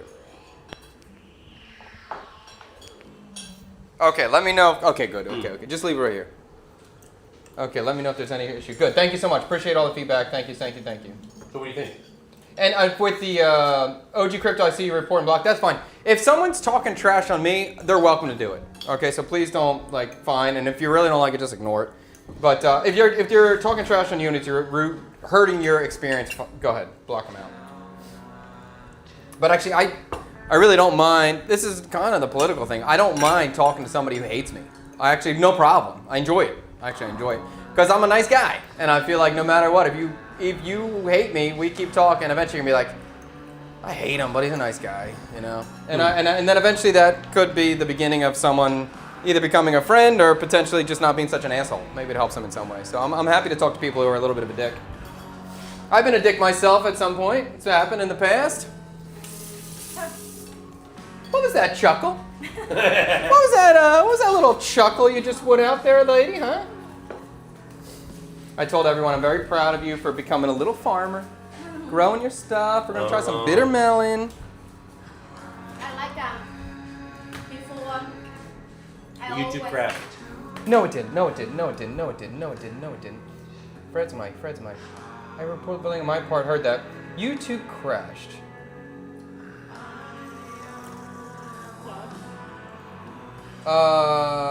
Dark Knight's got a YouTube crash. Let me check that. Oh, I know what I can do. How do I do this? Let me see. You like your pork? Nice. Okay, YouTube did crash. Now, I think I remember. What do I hit?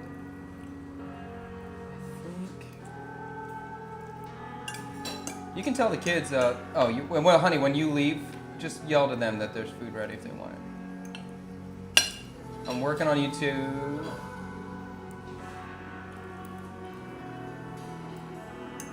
Now, I know Tank told me, what did he say? Don't hit finish. I just hit restart somewhere. He said it's fine. YouTube's fine? Yeah, YouTube is fine. Dark Knight was saying, Chef, restart YouTube. But everybody else is saying it's okay. Okay. Well, that's great news. Good. Then I won't touch anything. Thank you for that. Do you ever go fishing yourself? Not yet. We just ordered some fishing rods. So we're lucky that there's a spot to fish super close to us. My wife loves to fish. My kids love to fish. So we just ordered some rods and we'll get that started and try. You can fish right here. Yeah. Yeah, and so we're literally across the street. They can start fishing. So it should be really fun. My wife's favorite part of the new house, besides for the electric bill, is the streaming in here is because I'm not wasting food. So she's always so happy. She's like, oh, we're not having any food waste. Our electric bill this month, $8 million. Freddie. $8.5 million for the electric bill this month. Now, we've done some things that we feel like are going to help it, but we thought it was going to be this month we were going to see it. Well, we didn't realize the first month was $7.5 million, but we only paid for 3 weeks. So that month would have been a $10 million electric bill. My wife said that. So this month is less, but we need to bring this down even more. Yeah. Jeez. Yeah, it's a lot. We're also in summer too, so Yeah. it doesn't. I don't know. It doesn't cool down. Me and my mom were talking about it the other day. She was like, "But Chad said that in January the weather was so nice." I was like, "That's like one time in the last 5 years that it's been like nice in January, like a noticeably comfortable temperature." Really, before it's not nice. No, I wouldn't. There's no month here in Vietnam where I go, oh, wait for that month to come because it's nice and cool. It's just either wet or not wet. I'm waiting for December and January. It was amazing last year. I don't know what you're talking about. Amazing. It was. I'm not saying it wasn't. No, not this year, but even the year before that. You thought the year before it was as well? Yeah, when the Chad parents came here. Yeah, the weather was And amazing. then, like, they keep saying, "Oh my gosh, the weather is amazing." Yeah, it was. No, It was I like- don't remember that. I don't remember Maybe because you always feel hot. that. Yeah. This is good. This is good. This is good. I almost don't want to give any criticism.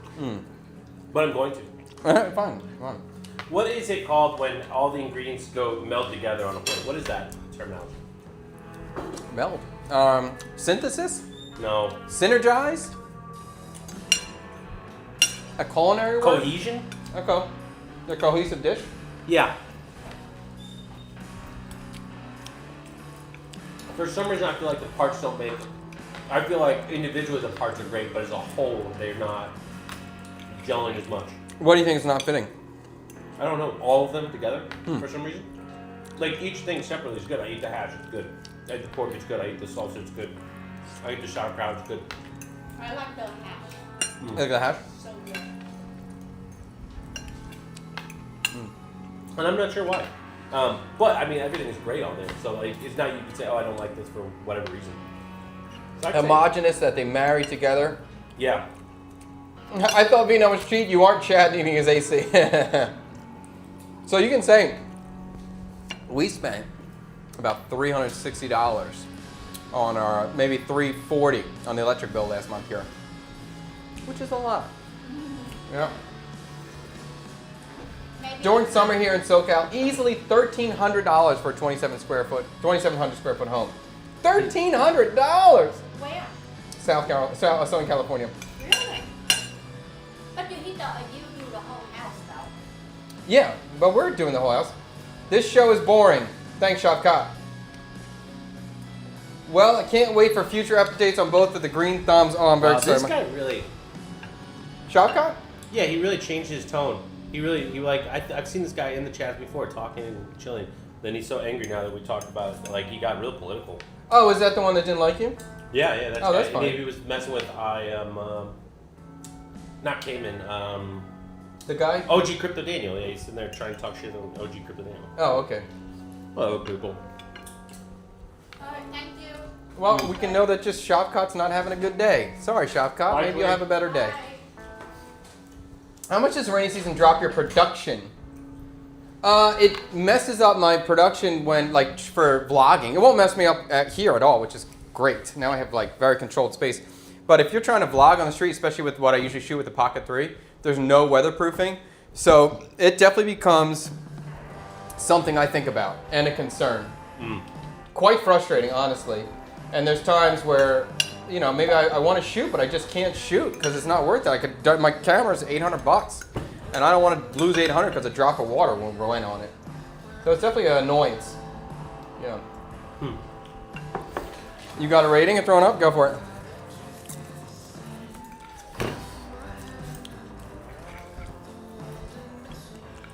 Sacred.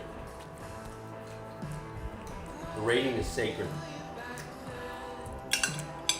The rating is sacred. The rating is sacred. Be honest. Yeah, always honest. Always honest. Always honest. Sacred thing. But I don't know where to put it.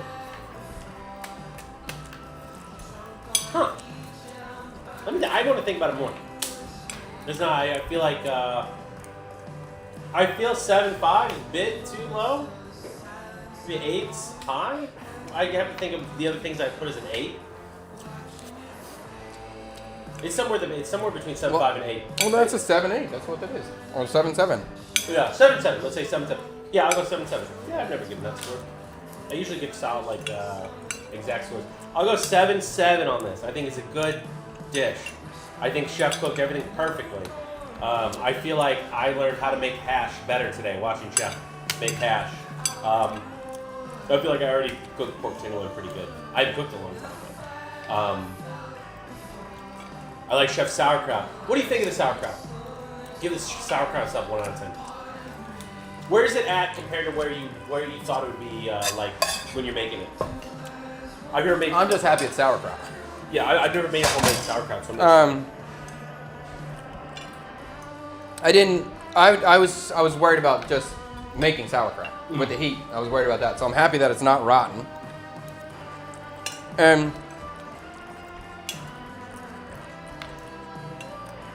eating it out of a jar, it has more kraut flavor. more what? Kraut. It tastes more sour. When it's in the pan, it got heated up, it tastes less sour. And I can agree, I liked it better cut thin because it does. Sauerkraut definitely is a thinner texture. I didn't know how to thin to cut it when I was doing it before, so I would cut it thinner next time. There's a little bitterness to it, so I think I'd probably put it at like a 7 for the kraut itself. But I'm just happy that I have successfully. When we added the chili jam, I felt like that did hit maybe something that was missing in the dish, but I think that's what you intended for the kraut to do. Well, this kraut doesn't have the sweetness. That's the sweet and spicy. Yeah, but still like kind of like a bright. I think more about this the is sweet and sour and spicy, but I thought that sauerkraut would bring like kind of more of like a brightness, acidic that it didn't come in heavy with. I think this tomato is more about what that chili jam would do. Oh, really? Okay. Yeah, and I would probably prefer for this to just be a sauce and just puree it. Because we kind of have two different salads going on, two different sort of sour Oh, salads. and so then it kind of coats everything. Maybe, yeah. Yeah. And if it was a tomato sauce, yeah, it would coat everything. You get more even bites of it, and that does have like a nice acidity and a little bit of heat. I probably would make it spicier, but I just knew the kids are gonna eat it, so that slowed me down a little bit. What do you think? Me?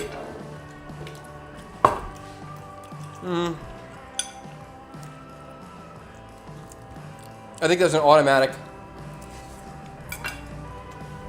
point because I don't eat this a lot and I like it. Oh yeah. Yeah. 8.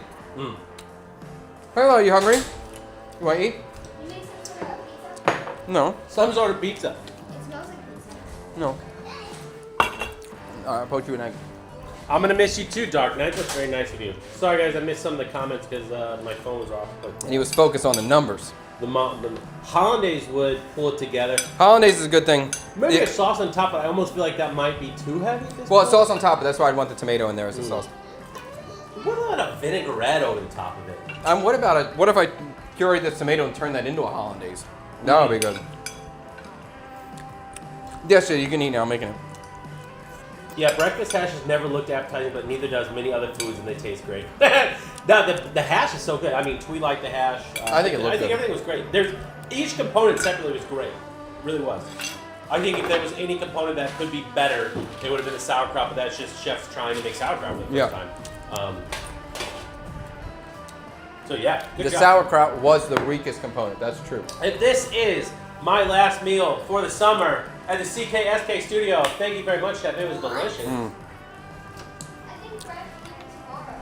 No, not tomorrow, but soon. Oh, shout out to Back of My Tours went in 2018, loved it. Remember the ladies told me, don't worry, our boss is a big guy and rides on the back before we can take guests. That's absolutely true, man. That's what we used to do. So when I was in the process of hiring the drivers myself, I would jump on the back of, so that's kind of like the interview. If the interview goes well, then let me go out. I take their motorbike around for a little bit, make sure that the motorbike is safe and works and everything's good. And if they need to fix something on it, I'll let them know, hey, like, get your brakes done or something like that.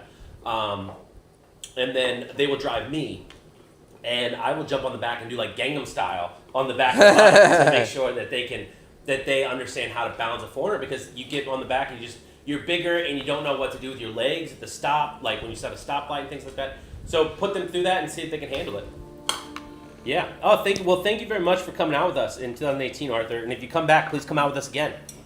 We are menus different. Things are still great. I would say it's probably even a more professional experience too. Then in 2018? Yeah. 6 Yeah. years? Yeah. No, it was great. It was the same professional experience? I just think in 6 years everything's been refined even more.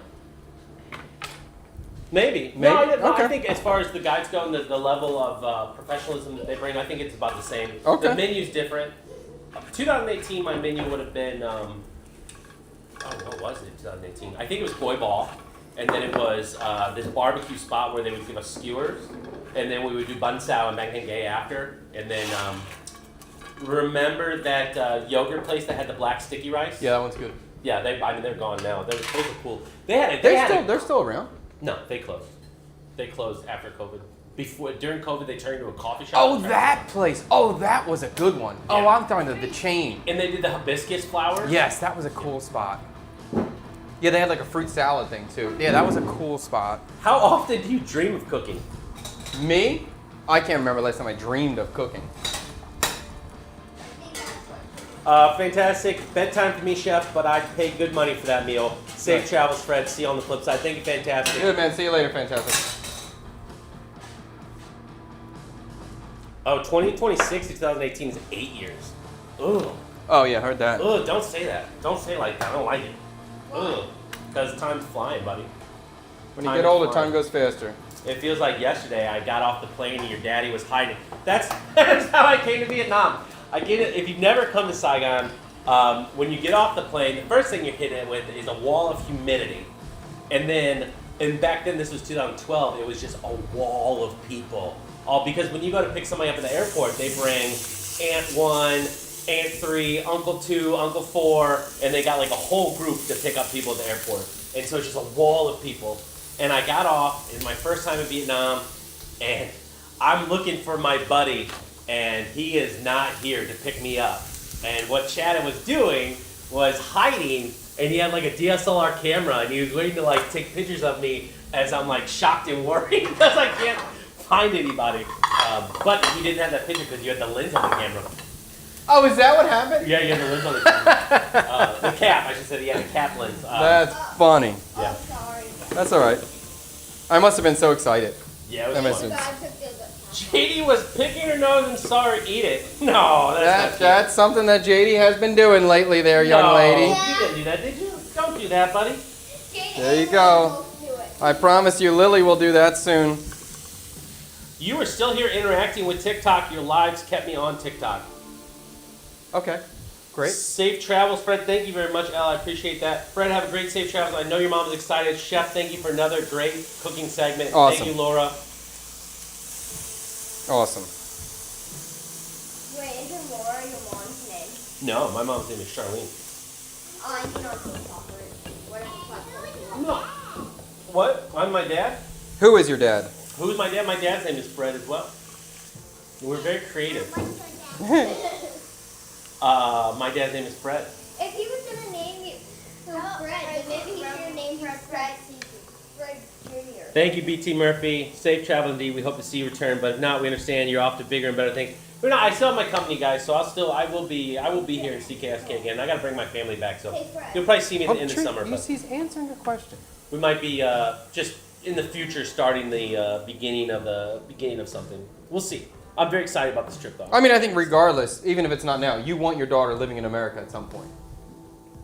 Yeah, I want to live in America at some point. Like I'm excited. Now, I know, but even if it wasn't now, like this is that you're saying the process is starting. Eventually, at some point, Lily's going to live in America for 5 to 6 years at least. Well, I know your concern as well was, what if Lop doesn't like it? But I'm so ready for it. Like, and then I force my wife to do something Yes. that she doesn't like. Yes. Hey, I'm aware of this, and I'm not going to force my wife to do something that she doesn't Yeah. like.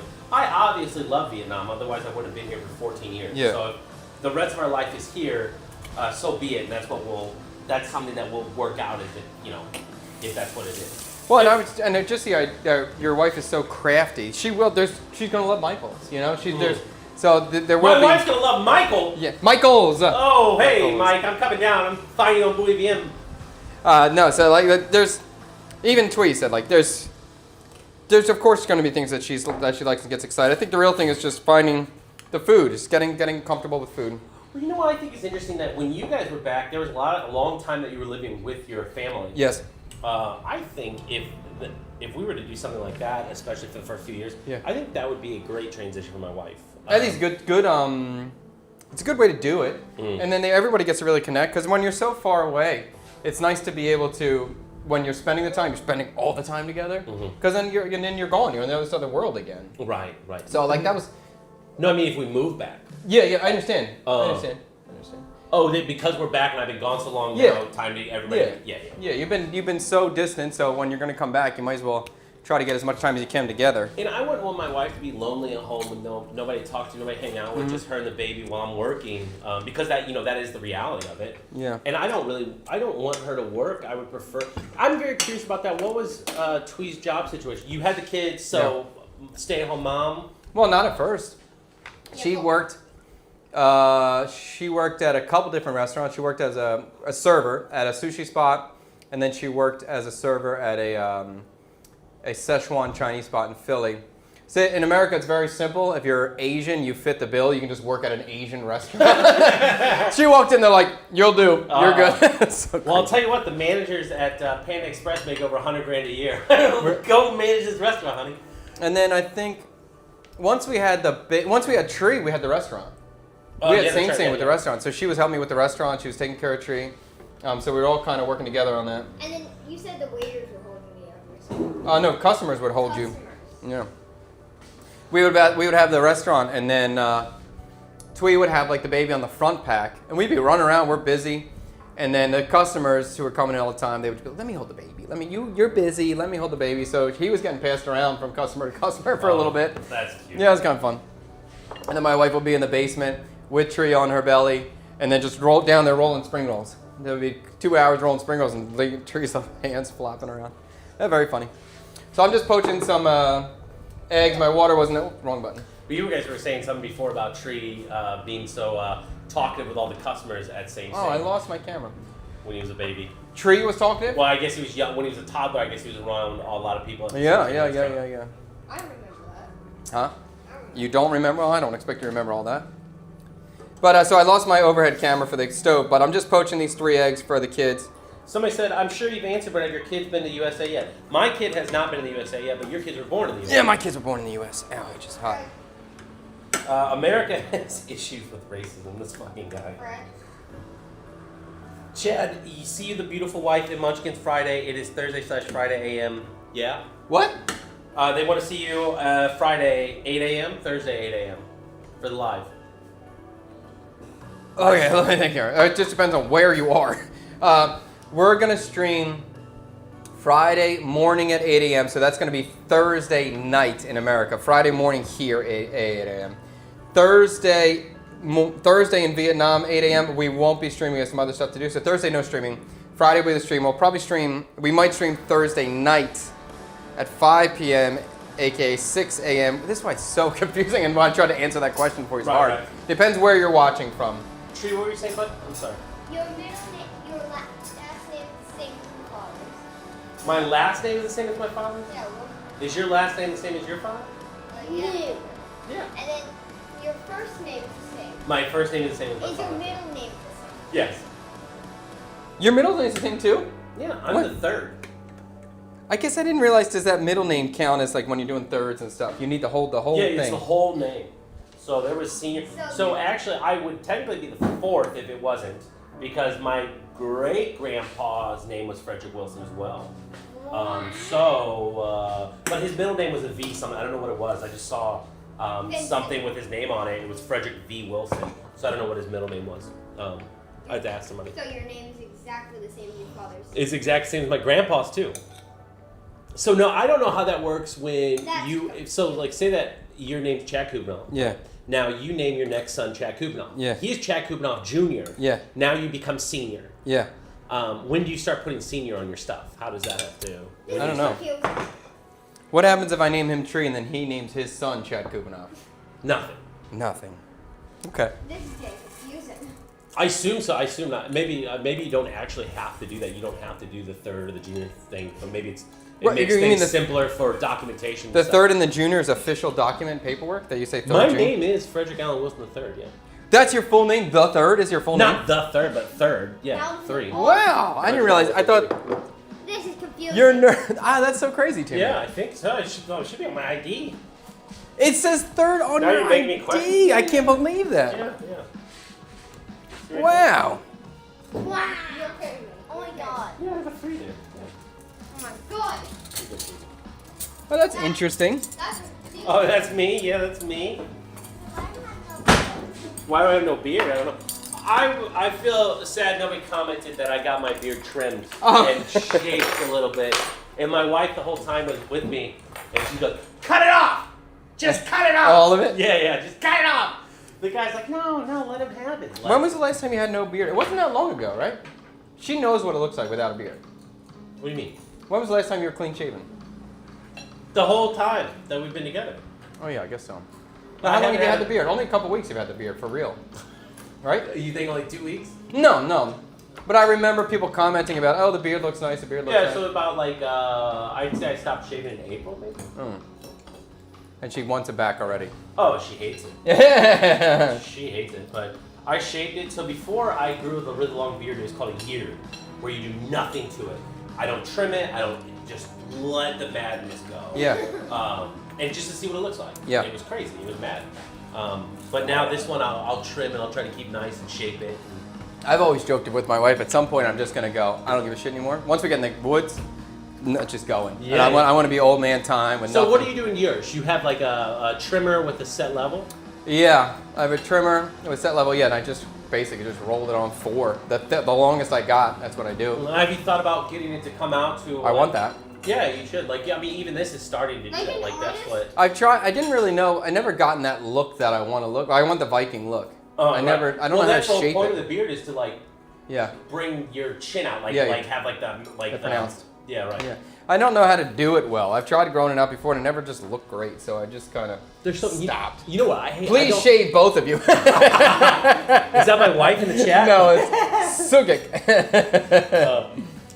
You know what I don't like? I don't have the large gap between my lip and my nose. Yeah. Where people get that really strong mustache. Yeah. I wish I had that. Oh. I really wish I had that. I do like when they do the mustache where they have like the curly. Yeah, that's that so kind of cool. stuff is fun.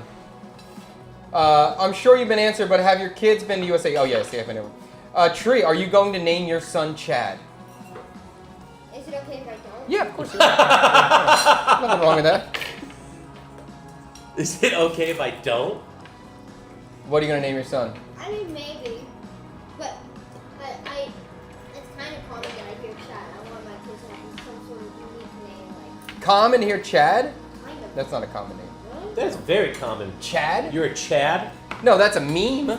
It's a meme. Well, but I mean, that makes it common. Like, the name Chad is it's not. commonly thrown around now. It's very, very rare I meet another Chad. Very, very, very rare. Well, you're very lucky you got a name like Chad, not a name like Karen. Yes, thank you. Yeah, That's kind of nice. Oh, for the meme things? Wait, so no stream in 48 hours? Yes, we're streaming. BT Murphy, today is Wednesday. Oh yeah, it'll be about 48 hours. I guess it would be, huh? I'm probably not going to stream all day of Thursday. Maybe Thursday night. Depends on if we get all of our crap done in time. But that's it. Gotcha. Sorry, I confused your Thursday and Friday in the States. Okay, so Ella, you're in America? Eugene. Oh yeah, so at the minimum we'll be streaming in 48 hours, but there might be a stream before that Thursday night my time, aka Thursday morning your time. So it'd be 6 a.m. Thursday, 6 a.m. Eastern Standard Time on Thursday, if we get our stuff done. Maybe Eugene. Maybe Eugene. Yeah. Eugene is more common than Chad. No, it isn't. I remember a video of you guys going to locals for haircuts. That was fun. Yeah, that was a good time. It's 4:20 somewhere. Heard that, El. I'm gonna name my Not- Did you meet Craig Laban at Same Same? No, I did not. I never met Craig Laban. I know he was a fan. Like, he enjoyed what we were doing. And we've had communication. He privately messaged me, and he mentioned Same Same years later, so that was pretty cool. But I never met him. I don't know what he looks like. So he's doing a good job keeping his identity secure. Chad, see you, the beautiful wife, and the Munchkins today. Yeah, thank you. I'm sure you've answered. Okay, we got that. Sometimes we got some double chat popping up in here. Oh, we never opened the big thing of chicken soup. No, I didn't open it. Because I'm going to crack it. I got to do it at the right time. It needs to be at an event or something. Oh, that's cool. Oh, Okay. It's up over here. Do you guys... What's that? It's on over here. Oh, now it's popping up? Yeah. That's weird. That's weird. Something, because this died, so maybe it had enough power to do that one. It's hard. All this technical stuff's hard. Are you still cooking something else? A or no? We're bringing this to an end right now. We're gonna kind of say our final goodbyes here. Maybe get a viewpoint from the kids, see what they thought, and then we'll call it an end. How's the weather situation got better in Vietnam? It's much better. The last 2 days have been cooler after the big rain, so I was out last night and I wasn't sweating. It's amazing. Very grateful for that. You guys like this? Huh? You wanted numbers or no? You into that right now or no? You're into it? All right, let me give you some numbers. You guys can start pulling. I'll throw this there for you. Sure, I'll give you a box over here. I don't know if this has every number though, so if you need a different number, let us know. It does not have a YouTube is streaming. Yeah, we're still on. We're still on. We're just getting ready to bring it to a close. We'll see what the kids think and we'll call it a day. Clean up. I knew it. Is that an 8-9 or a 9-8? 9-8. 9-8, you really like it. Backwards. I didn't put any sauerkraut on the kids' portion. Just for your heads up. You want sauerkraut? You can have it. Are you done? You can try it. Yes, honey. Go ahead, put your number on Sugar Pie. A 10-10! You really love it so much? Oh, you're there too? A 10! It's a pretty good day. There's only one problem with it, but you can fix that right now. What's the problem? I want more of it. You want more of the bread? 10's from these two kids, 9-8 from the other kid. Oh, nice. Yes, That's so great. they enjoyed it. Tree just wants more fried bread. Who would have thought? I think that they appreciate some Western. And I've been having a lot of 10s from Liam. There's the other stuff I'm making the last couple weeks has been really good. Can I pick it up behind you? Yeah, and we were on the couch playing Fortnite, and I just told Liam, I'm like, dude, you've been throwing a lot of 10s. You're eating really well lately, right? And he just looks at me and he goes, he gives me the biggest hug. I loved it. I love that foodie. I love Liam. I remember that one. I really enjoyed that. I'm just glad you guys appreciate food so much. I touched that chili jam and touched my eye. Oh no, Oh, chili. no. All right, we got a good night. Everyone's getting their good nights in before. Okay, before I go, Chef, have you taught Tree the trick of cleaning a pan with a spatula, water in the pan, and scraping the fond? Yeah, that's not the problem. That's not the problem. It's just effort. When Tree puts effort in, he gets the job done, no problem, does it well. Oh, When there's I no love effort. thin right there. Yeah, you like that angle of you? Whoa.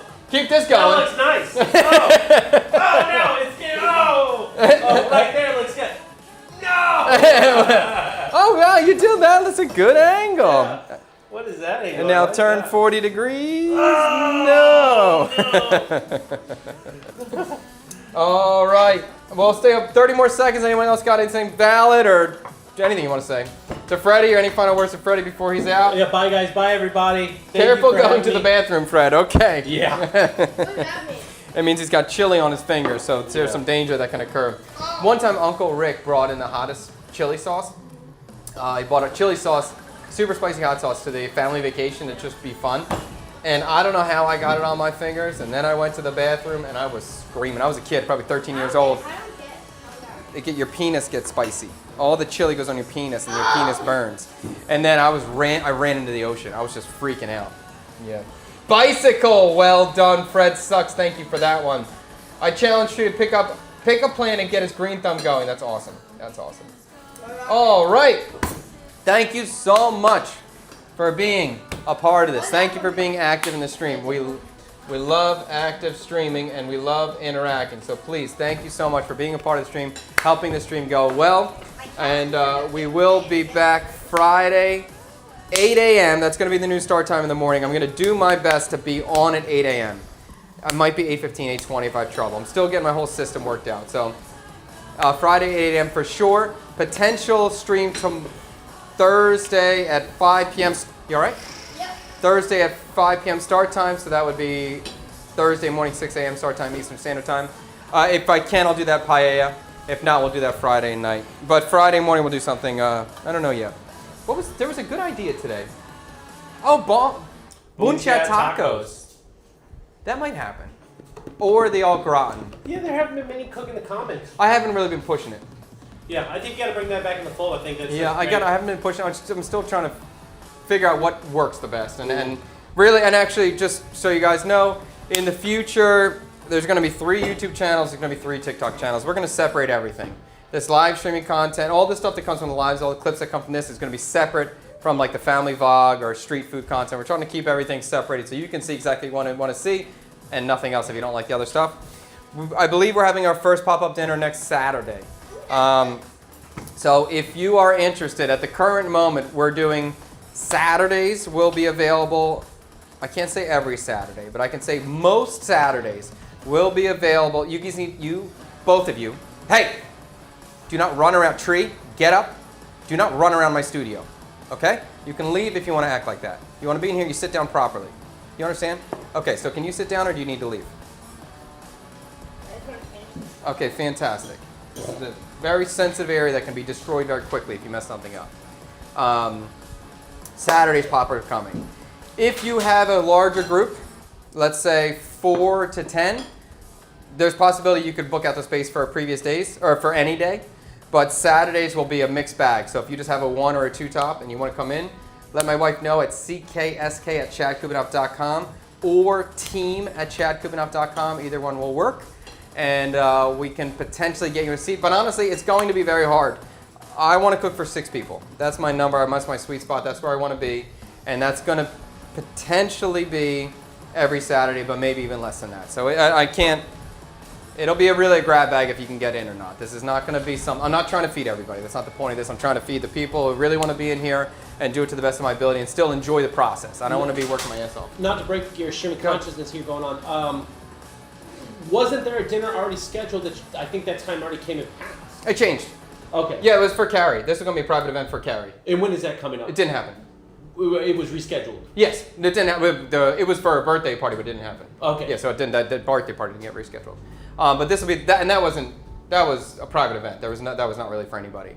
But we're going to be open now. So if you're interested, you can come. And if you are interested in coming, just let my wife know if there's something you saw on stream that you were hoping to try. If there's something you've seen in the past that you thought was interesting and you would hope that I could recreate that, just let me know. If I can make that happen, I will do it. Isn't that cool? Very Isn't interesting. that cool? That's good. I know. I thought that'd be a great idea. Yeah. Like, what if you see something you want to do it? Yeah. And somebody says, "Can you make chicken waffles, but Vietnam style?" Chef, I already did. I did that. Correct. I did that. But we could potentially try that Check again. on YouTube though. Find the stream. It's on there. Yeah. One more thing. It Blue Ball Hoy was. Ravioli is gonna get get booked. People are gonna ask for that. Then also, that pho dumpling should be requested. That was a good one too. I wish I could have that. And I can't say you're gonna get every request. I'm not gonna fill, but I just would love to hear what you like. I already talked to my wife about making sure she asks that when people are requesting or trying to make reservations. But if she doesn't, just kind of you can say that in there. Also, you can let us know any drinks that you like. If you have a specific beer, a specific cocktail, or something, we want to make sure we have. I'm trying to give you an amazing experience. That's my goal here. So we want to make sure we know what you like and we have it available for you. And it should be. I really want to make a special experience when they're coming. Willet Bread Banh Mi Soul Food Edition. Willet bread, soul food. I mean, I could do it. It's no problem. The banh mi thing, we have the Willet banh mi episodes will be coming out, and at this point, anything that Tang is going to edit, we need to make sure that it's going to hit. And we're confident it's going to hit. And I mean, when I say hit, I mean it's going to get the views that it needs. One, to just make it worth our effort. Tang is talented and spends a lot of time on his editing. So, this Willet banh mi something is easy for me to do in this context of a live stream. But for beautifully edited YouTube videos, That's the juice worth the squeeze. 100%. 100%. So we're trying to be very, very mindful of where we put his effort and making sure that he wants to do that kind of content. You and mean that's Tang's not just doing it for the love of the game? He does like it. He does like it. He does like it. But I'm paying him, so I need to make sure I get the money back, whatever video he edits. And make a Willet banh mi or cook in the comments, that kind of stuff is no problem for me to do on live stream like this. It just may not be having Tang involved in that situation. And we may not be getting a beautiful YouTube video at the end of the day for that too. So that's the other thing. It was great to have Tang in the barbecue too. Oh, he's great. I love him really so nice, much. yeah. He's a great young man. I really hope I can get him to America, and if he wants to live for a couple years or something, I'm sure he'd like to. So I hope I'm have that ability. That could be Tang's YouTube channel. Like, here I am in Pennsylvania. Like, No, I hope it's like, I just want him to meet that Southern belle. I just want, or a little Latina. Yeah. Latina. It's so funny, I guess all men like exotic things, no matter who you are. They like different. You like something unique. This is interesting. Can you recreate Alinea dishes that you liked if I booked a set? It That's depends. a lot of work. It for depends. One guy. It depends. And I think it means booked a seat, but yeah, it would depend on the dish. I'd have to be excited about it too. Like I know there's some of the molecular stuff or Alinea dishes. I'm just like, what's the point now? I think it's stupid. You got the dehydrator. Yeah, dehydrator's up there. Oh yeah, for Alinea. Yeah. Yeah, I could, but I honestly, it wouldn't be exciting to me to recreate it one for one. So I could get inspired by an Alinea dish. I do want to put out that you haven't gone down that path with these yet, to see if that is something that what we were just talking about with, is it something that Correct. Works for Tang? And so is it like a molecular gastronomy buncha, like I took this Vietnamese dish and made a Michelin star or something like that. Like, I don't know how you put that title, right? But I wonder if that would... Not a bad idea. Well, because I see some of those guys that are like, I made a Michelin chicken broth. Yeah. And it's got a lot of views from creators that are quite new. Yeah. But so you haven't gone down that path yet? Yeah. And I know, like, from why I quit doing my YouTube channel really is that, for a lot of videos to work, it really needs to be a high effort thing and almost a story. Yeah. And the Alinea style dishes is a story because of how much it takes to put into it to finally get it to come together. That could be something that might... Yeah, I'm always down to try, and it depends on what the result would be. The thinking that just we know is going to hit. If we just base anything around fast food, it hits. Fast food. Oh, interesting. Like McDonald's, but better. Or I turned McDonald's into 3 courses. Three course tasting. Pho? Oh, I didn't think about it like that. I thought about like just trying to make taking 3 courses of McDonald's, make a first, a second, and third, all inspired by the McDonald's menu, and then we have people taste McDonald's chicken nuggets versus my first course, a Big Mac versus my version, a dessert versus my version, something like that.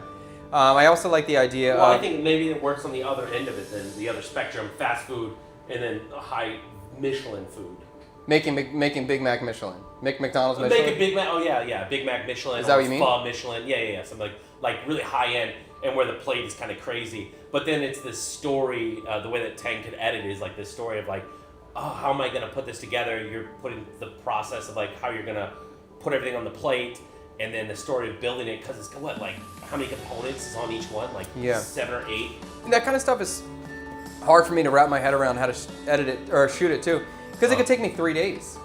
But I think it's better. So I think that, I guess I could shoot it though. Okay.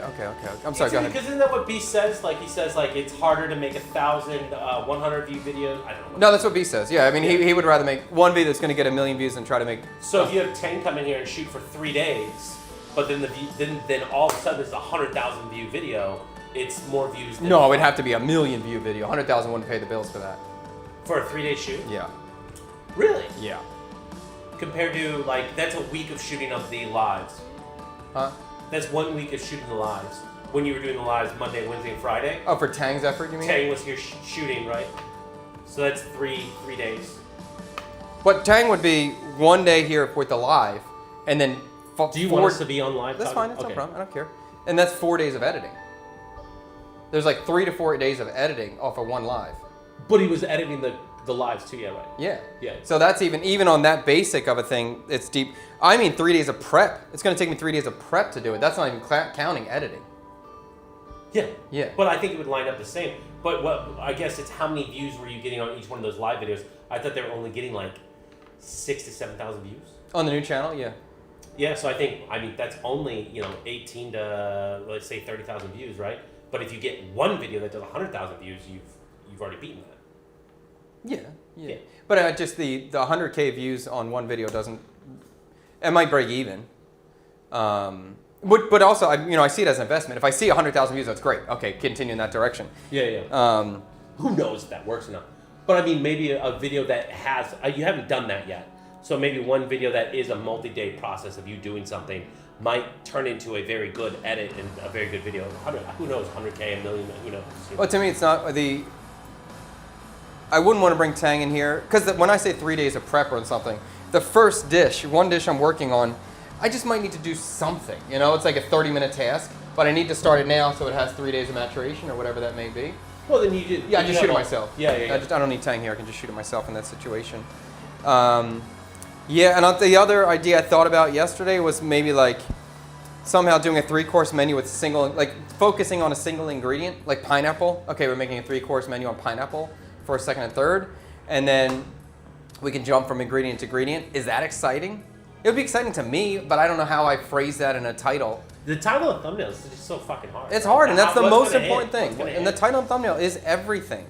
It's more important than the video. It is. And I hate that, but that's the reality, and that's what I realized, and I'm not going to fight against the reality of the situation. I think there's also a big deal that once the title and thumbnail is important because you have to get those initial clicks, but I really think that you already get that. So then I don't get the initial clicks. But you get some. So it's not like just like a video from an unknown channel thrown out there, right? Yeah. Like you're already going to get these clicks. But then if you start getting the clicks and then the AVD on those people that The average view duration. is stronger, like it's a stronger. it'll work. Yeah. It's a stronger video. Yeah. They'll start throwing it out more. The algorithm will like kick in and say, show this to more. And I think that's where you get kind of those additional views. But like, let's say that the AVD is normal for one of your live videos. It's the same. I don't know how much the algorithm is going to go. Oh, push that. Yeah. So I guess my thing is that you're an excellent cook. So I put you in the kitchen and let you go. Yeah. Tang is an excellent editor, so it's almost how do we put him in the best position to do the best, like let him go and do what he's great at. Yeah. But you're already trying to get away from the like the million view video that you have of tasting snacks, right? I'm not trying to get that. Just doesn't work. Right. It's the wrong audience. The juice is not worth the squeeze on that, right? So what's another one that would find the right audience and let Tang do what he's good at? Yeah. That's why I think McDonald's. Yeah. McDonald's, Pizza Hut, Domino's, that works. So if we can find the right way to present that and make it interesting, leveraging the brand names, then that seems like the strategy. I think almost leaning more into a story on those types of videos. Oh, that's a mango. Yeah, I think the story element's a good idea, and yeah, it's like how to create the story part with McDonald's, and that is kind of hard. The Alenia stuff are just cooking at that level. I mean, that is my background the nature. story is what exactly you're trying to do. Is I'm trying to make this video and get a lot of views on it. Like openly honest. This is what I'm trying to do, and then show us how you put those ideas. Like that's like starting the video from there with like the DJI watching you put pen to paper, and then maybe like if you're voicing out loud as you're doing it, what you're trying to what you're thinking, through that process, and that's a story from beginning to end, and we're waiting for the return. And then what I'm going to do is I'm going to look and see how many views that video. Like I'm already interested in this now. Yeah. How many views did Chef get? Did it work? Yeah. I think it's interesting. Hey, baby. Interesting. All right. Well, you got a little behind the scenes, and I always will try to keep it straight up, real, no bullshit. It's very important to me that nothing is hidden, and I have no. And you can see me. I'm trying to be a very, very open book, and I don't care if people talk trash. I don't care if they think what I'm doing is stupid. It doesn't matter to me in any way. I will continue to push forward and do what is my most natural expression of myself. That's my goal in this whole procedure, to be as open as I am and to be so online as I am, is to hopefully give people more confidence to express themselves personally as much as possible, and to feel confidence in being the human they are and trying to do stuff. Don't feel restricted. Do stuff. Go do cool stuff. Whatever that is. I think that's part of being a human. It's just going to try to do stuff. All right. We're out. The hook is making people see development, what it takes to develop Michelin star dish. Okay. And people are saying they like what you're saying. Don't forget your pasta maker, Fred. Wow. Is there a go-to hangover drink there? You can drink salted lemon is a good one. Salted lemon, salted lime, coconut water. Good for the hangover. That's my point. Dishes you were inspired by. That one's yours, not mine. Tang gets himself a hot Cheeto girl. What is a Cheeto girl? I think because you said Latina. Is that a redhead girl? Latino. A Cheeto. Spicy hot Cheeto. Yeah, they came out that movie about them making the hot Cheetos for the Mexican okay. community or Latin community. I don't know what the best way to say it. Mexican, because it would be everybody thinking that. Although I don't know if the other of the other countries in Central America eat a lot of spicy food. I assume so, but I don't know. Okay. All right. Dark Knight, I appreciate that. Chad, what you're doing is real, and that's what people see is real. Okay. Let's call it a night or a day or whatever. Who knows? Let's call it an end to the stream. Thanks for watching. See you guys Bye, later. guys.